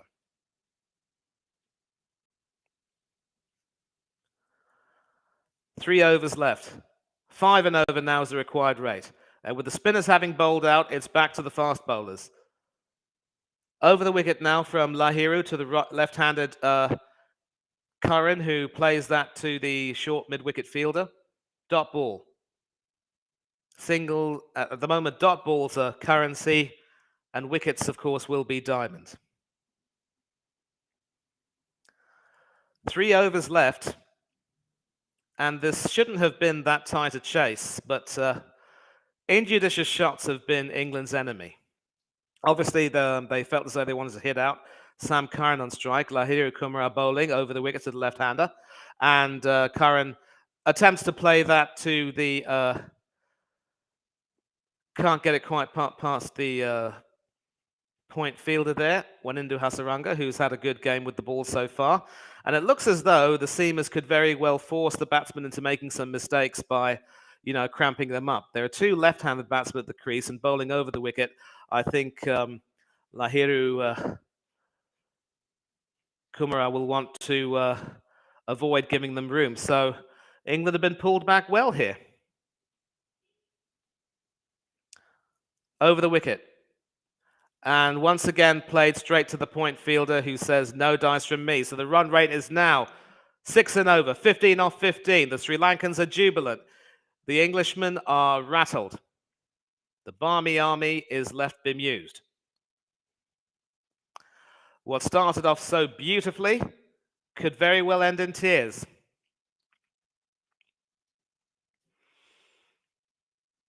And you could see on the screen how my mood changed from jubilation to consternation and now shock horror.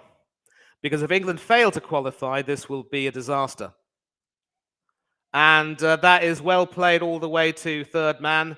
A short ball hoiked away, but they only get a single, so 14 off 14.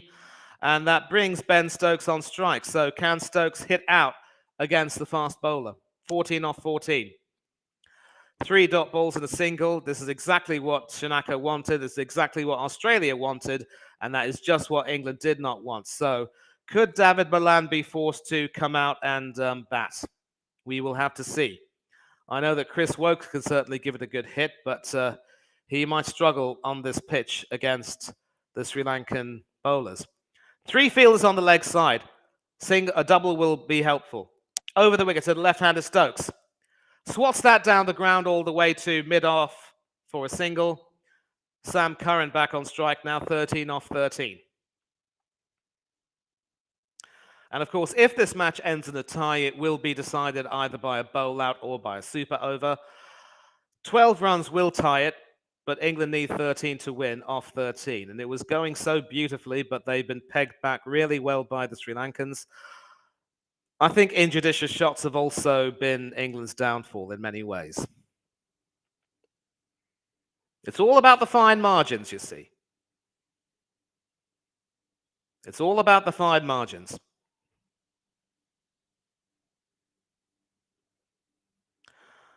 And Curran, having started with the ball, now has a very big job to do with the bat. How does he respond? Last ball of the over. Right arm over the wicket to the left-handed Sam Curran. And he responds with that! And gets himself out in the process. So, some fine captaincy there from Shanaka, who knew that Curran would have wanted to try and hit over fine leg for a 6. All he succeeded in doing was finding the fielder. And England are now 129 for 6, needing 13 off 12. Excellent idea. Didn't quite get the execution right, though, and the fielder was well placed just for that shot. So the Barmy Army have gone quiet now. 2 runs off that over. 129 for 6. England needing 13 off 12.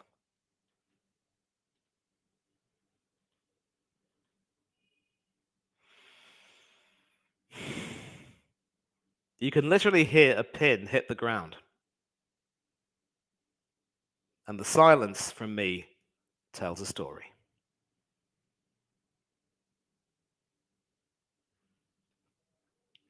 And so who is the new batsman in? Well, some source of comfort is that Ben Stokes is there, and we do know that Stokes can hit, but can he afford to hit and get out? It is Chris Woakes who is coming in. It is not David Malan. So I think Malan will probably only be asked to come in if necessary. 2 overs left. 13 needed. The run rate is now just over 6 and over.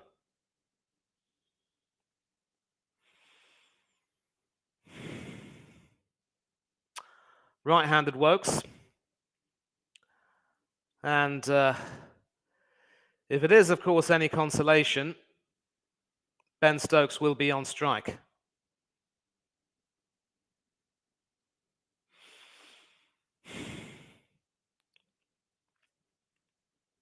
A best of 37 for Chris Woakes. Strike rate of 146. He can hit. He can hit. A replay of this innings, obviously hoping to try to get it over fine leg, but Shanaka had his man placed there for a reason. And obviously the boundary check wouldn't have been needed because had his foot touched the boundary, there would have been a need for a boundary check. But catching that inside the line, not hitting the rope, and you could see the despondency and anger on the face of Liam Livingstone. Mike Hussey looking very glum indeed. Hussey, of course, was a part of the Australian team that finished runners-up to England when England won the 2010 2020 World Cup. Stokes on strike. And it is Rajitha. And that is played all the way for a single. Will they get a double? No, they decide not to. They can't chance it. There was a misfield there, but not worth the risk. And so 12 off 11. It is Kasun Rajitha back into the attack. He was hit for 33 off his 12 overs. Now he's being asked to bowl the 19th over. First ball was over the wicket, played to mid-off for a single, hoped for a double, but didn't want to chance the arm. Singles can still do it. And Mallon is still looking to come on. Can he help get the job done?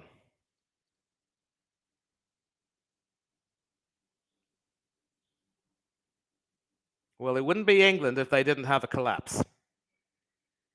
But if they were to lose from here, it would be unthinkable. Second ball of the over the wicket to the right-handed Woakes.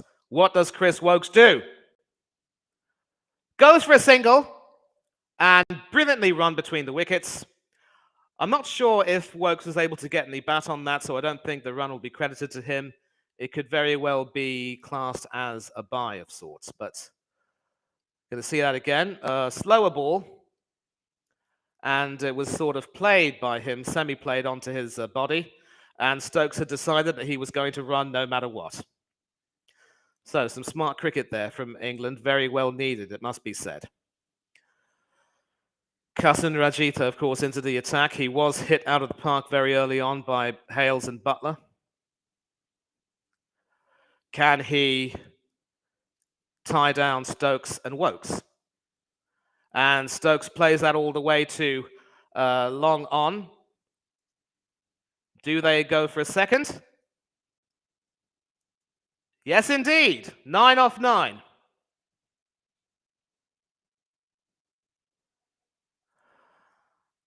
Ashes to ashes and dust to dust. When England are in trouble, in Ben Stokes we trust. And this is no different. Some good fielding there, proving the difference between a boundary and a double. And inexplicably, I mean, actually, like after fielding that, he had to throw it to his fielder who could throw back in. So sliding in there. Still some tense faces. 9 off 9. And will that be called a wide? Yes, it will indeed be. Completely wide of Ben Stokes' off stump. He wasn't going to go for that. He didn't need to go for that. And that is one more run to England's score, which will certainly provide massive relief. Yep. Pitched on the line, but going away from the line. That is as wide as they come. And Kasun Rajitha could very well provide England with a bit of a lifeline. 8 off 9. And that is played down the ground to long off. Will they run for the second? Yes, they will. So, 6 off 8.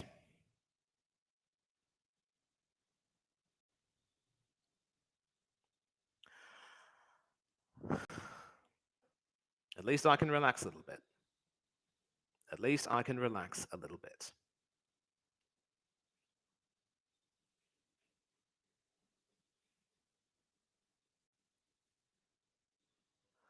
I'll be voting for my player of the match right now. 2 balls left from Rajitha's over. Over the wicket to the left-handed Stokes, who only succeeds in playing that to the cover fielder coming in. The captain, Shanaka, saying, no, nothing from me. 6 off 7. Stokes needs a single to get back on strike.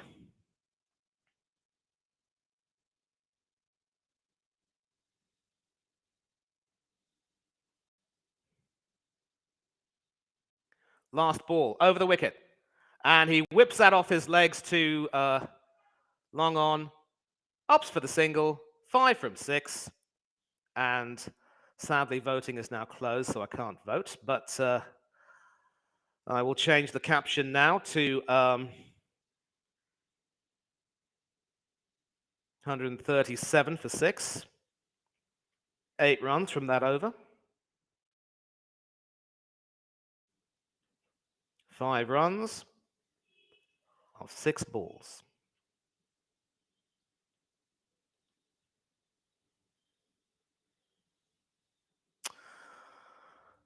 Well, cricket, bloody hell, as Alex Ferguson would say.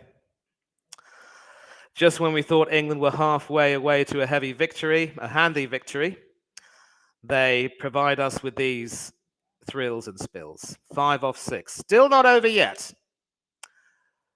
But as long as Ben Stokes is there, England have hope. And it is now the seamer, Lahidu Kumara, to bowl the final over. Over the wicket to the left-hander Stokes. And that was going wide, but Stokes plays that very well. They should run for 2, and they get it. And a misfield helps. So 3 off 5. Will England be home and dry? And you could see the tension starting to abate a little bit. 3 runs away from a well-deserved semi-final position. But they've been made to work hard for their win, have England. And of course, with 3 runs to get, it still isn't over. And credit to Sri Lanka for the fight they put up in the second innings, just when it looked as though it was slipping away. The spinners would have had a role to play. They played their role magnificently, but England were just able, at least for now, to get over the line. But still, 3 from 5. You never know what can happen. And tragically, Wanindu Hasaranga is off the field. I believe he might have injured himself. So he's played his part in this match, has the leg spinner. Lahidu Kumara now. Over the wicket to the left-handed Stokes. And that is played over to third man. And they can get a single, so 2 runs from 4. 1 run will tie it.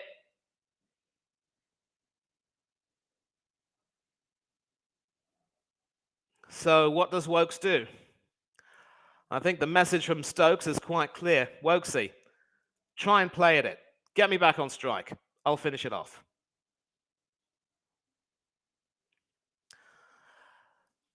Well, I'm comfortable now because 2 off 4.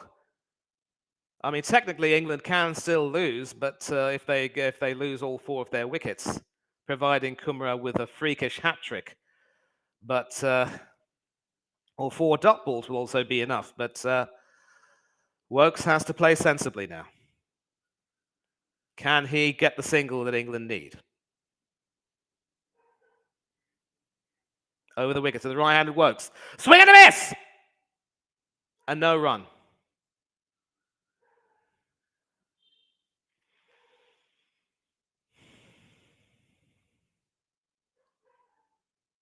Abject tension all over again. 2 from 3. A single will tie it, but England need more. And it was actually played. There was an edge. Didn't carry straight through to the wicketkeeper, but no single on offer. And you can see the tension has now become palpable again. Over the wicket to the right-handed Wokes. Played expertly to point. And that goes to the boundary. And England win with 2 balls to spare. Boy, was that an absolute humdinger.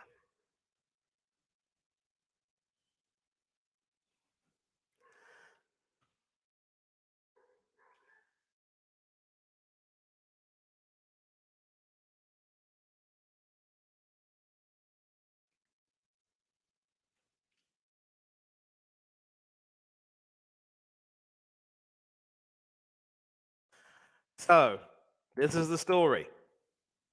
England win by 4 wickets with 2 balls to spare and qualify for the semi-finals. Again, cricket, Bloody hell.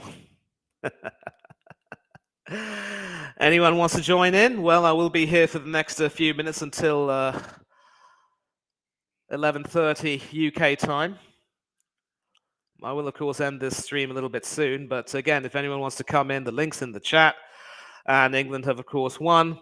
Anyone wants to come in and have their say, by all means do so. And put us through the ringer there, did the boys, but got there in the end. So the Barmy Army are jubilant. And of course, the impact of this win means that New Zealand and England have qualified for the semi-finals. Australia, the hosts and defending champions, are out. Handshakes and back slaps all around. Satisfying day for Joss Buttler. I suppose it could be said in hindsight that they played the Sydney wicket perfectly because they knew that it would be aiding the spinners later on. And yep, semi-finals, let's go. I see you, Werewolf. I see you, Werewolf. Yep, the fireworks are underway. And of course, we have the Maple Leaf and the Union Jacks flying high, flying high.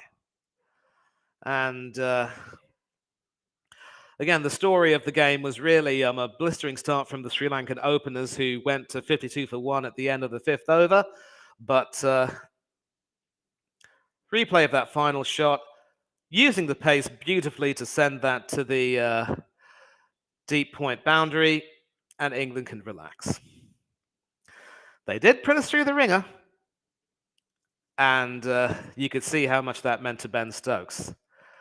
Wasn't there to hit the winning runs this time around, but Woakes got it done. Ashes to ashes and dust to dust. If Stokes couldn't win it, Woakes simply must. And then you see the former Australian batsman Mike Hussey there. Excellent work from him as well to help with England's batting, along with his fellow Australian Matthew Mott as coach. So, story of this innings. Excellent work at the top of the order from Alex Hales with 47 off 30. A terrific partnership of 75 between him and Joss Buttler, which came to an end fairly quickly. Wanindu Hazaranga taking the wickets. Stokes coming in and playing, basically anchoring the chase to the end. Brooke, Livingston, Ali, and Curran coming in and going out almost as quickly as they came in. The spinners proving the success story, being economical, but England were smart enough to play them out and not really see too much damage being caused. Lahiru Kumara coming back and bowling quite well, but eventually hit for the winning runs. And of course, those winning runs mean that Australia are eliminated. New Zealand and England will be playing in the semi-finals. And boy, oh boy, was that a cracker of a game. Pathum Nissanka top scoring for Sri Lanka with 67 off 45. And with him at the crease, they were going well, but a magnificent bowling effort from the likes of Wood, Rashid, Stokes, and Woakes to haul them back. And now 2 of the semi-finalists have been decided. New Zealand will be playing the runner-up from Group 2. England will be playing the winner of Group 2, with the winners of both matches to play in the final on the 13th of November at the iconic Melbourne Cricket Ground, 8 a.m. GMT, 7 p.m. local time. And that will be an absolute cracker, regardless of who goes through. And the player of the match is, in fact, Adil Rashid, who had a brilliant spell with the ball to stop the Sri Lankans from scoring more. And he will be speaking. We will hear what he says.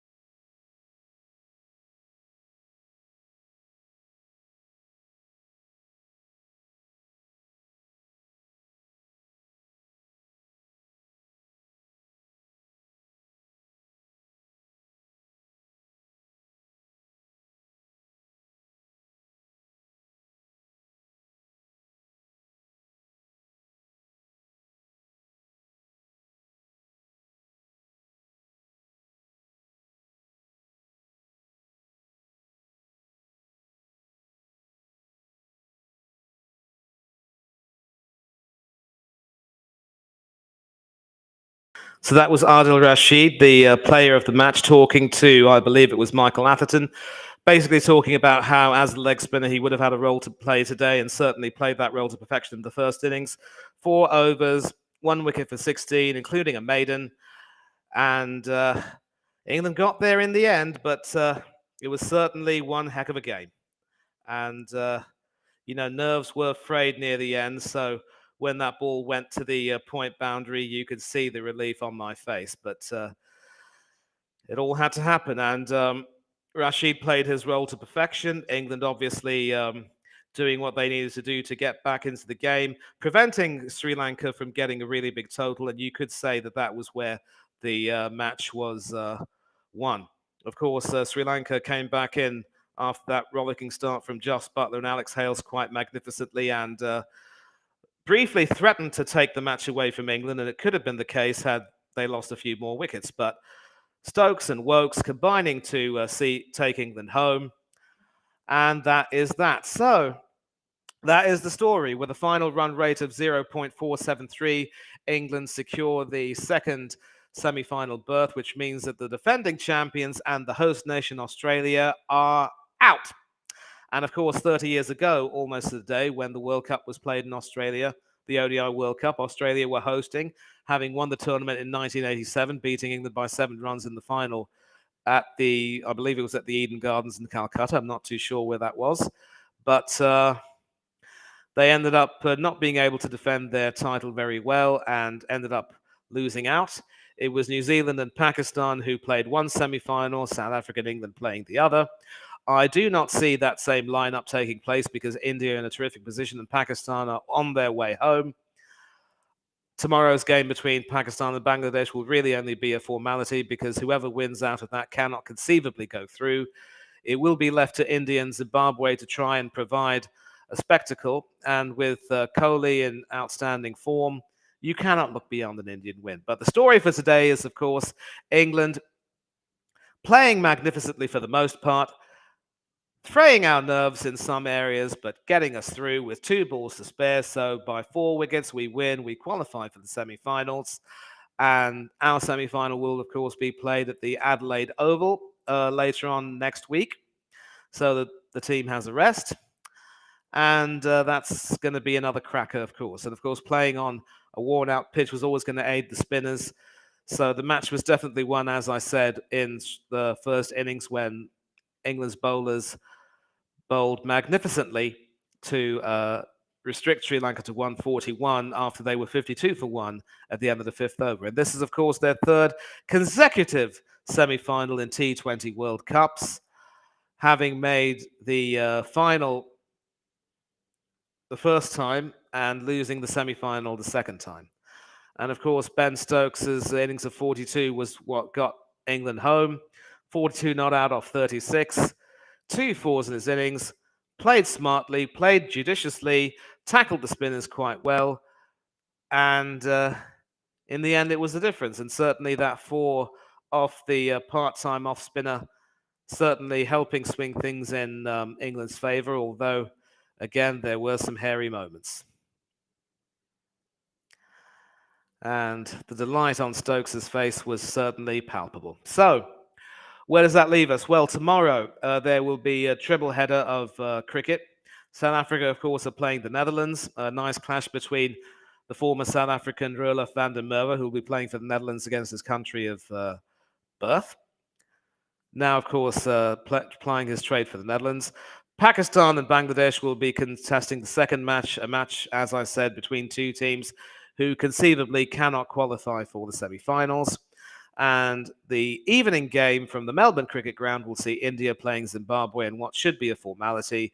Zimbabwe will bid farewell to the tournament, will hope to try to get a scalp, but with India's bowling firing well and Virat Kohli, Surya Kumar Yadav, and other batsmen in good form, I cannot see anywhere beyond an England win. But again, if we have another match like we did today, with as many twists and turns as we did, anything can happen. But for now, I will be ending the stream. Thank you all to everyone in the chat for joining in, and we will hope to see maybe some more of you when we provide coverage of the semi-finals and the final, which I'm sure will be a very long affair where we should be on at least half an hour, 45 minutes before the first ball is bowled. And again, we will invite people to come on and have their say. You're always welcome. But for now, thanks a lot for joining in. It's been an exciting day's play of cricket, but New Zealand and England are in the semi-finals. It should be India and South Africa to join them tomorrow. And as I watch highlights of Sri Lanka's innings, the wickets falling, how everything came up roses, will there be some time to hear from the captains, though? Yes, there is. The Sri Lankan captain, Shanaka.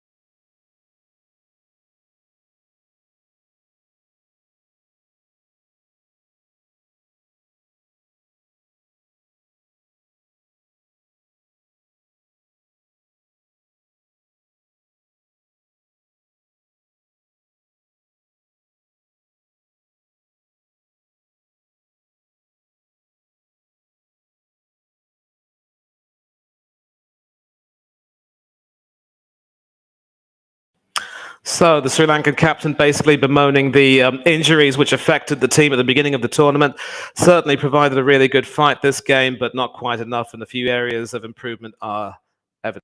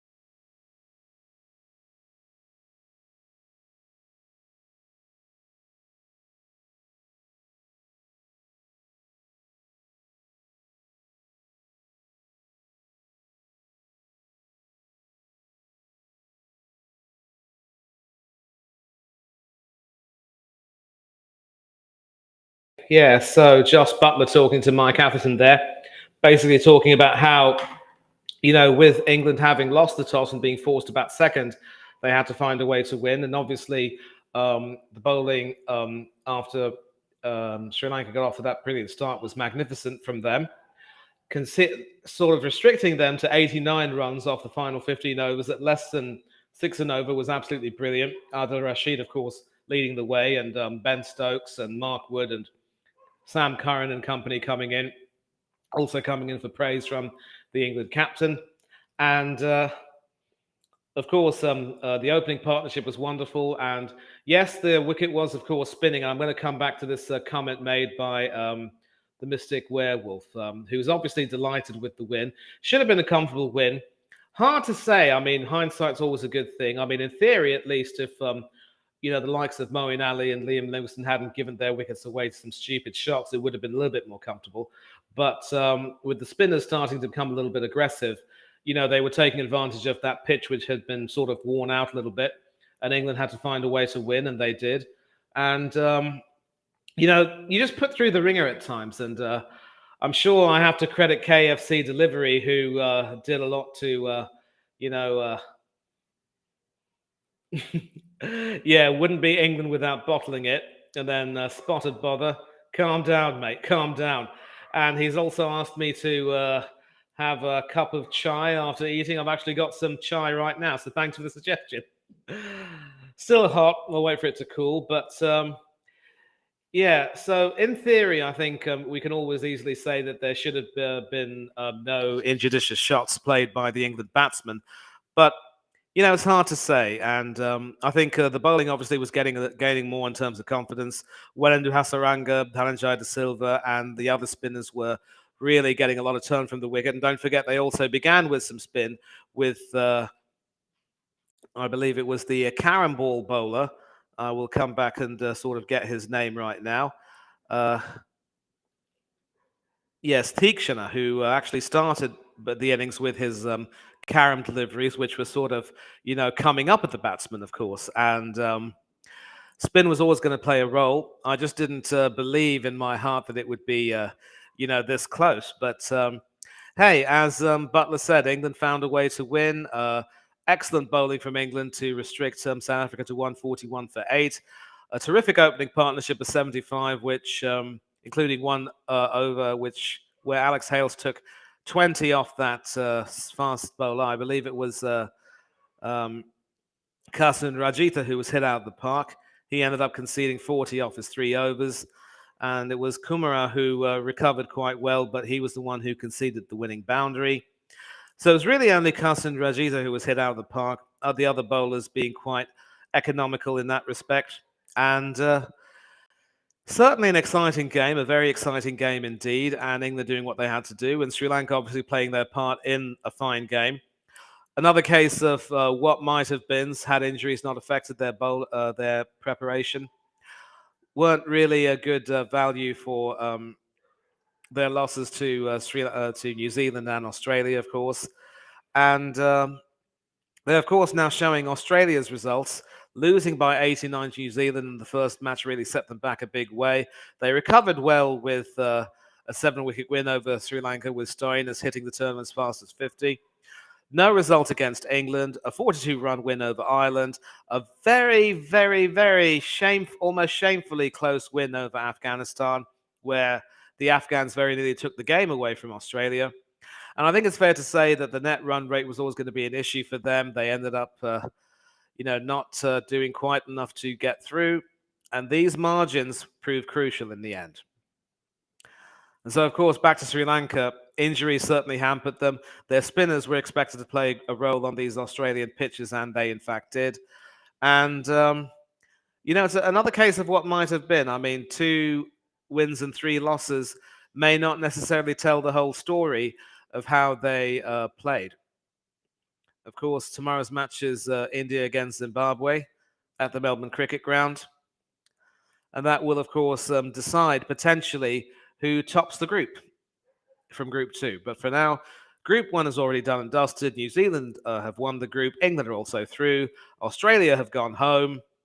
I mean, well, they're staying home, as it were. and the other teams not quite able to get over the line. Ireland providing some magic moments, Afghanistan showing some terrific fight.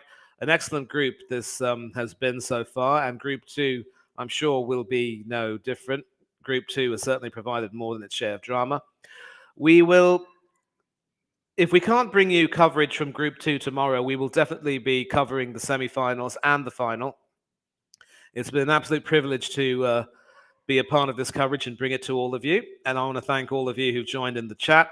We will also hope to get more and more people coming in to try and have their say for the semi-final and the final. We definitely want to have more participation.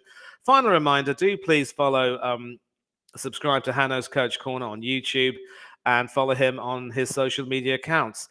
Like the video, subscribe, click the bell button for notifications. His Instagram ID is Hanno_Coach_Corner. His Twitter ID is Hotel Alpha November Oscar 70830030. You will get with this channel, you'll get coverage of different sports, analysis, commentary, everything. But for now, from my studio, and of course from the Coach's Corner, thank you once again for joining in. We will look to see you again soon. Tomorrow, of course, Chelsea will be playing Arsenal.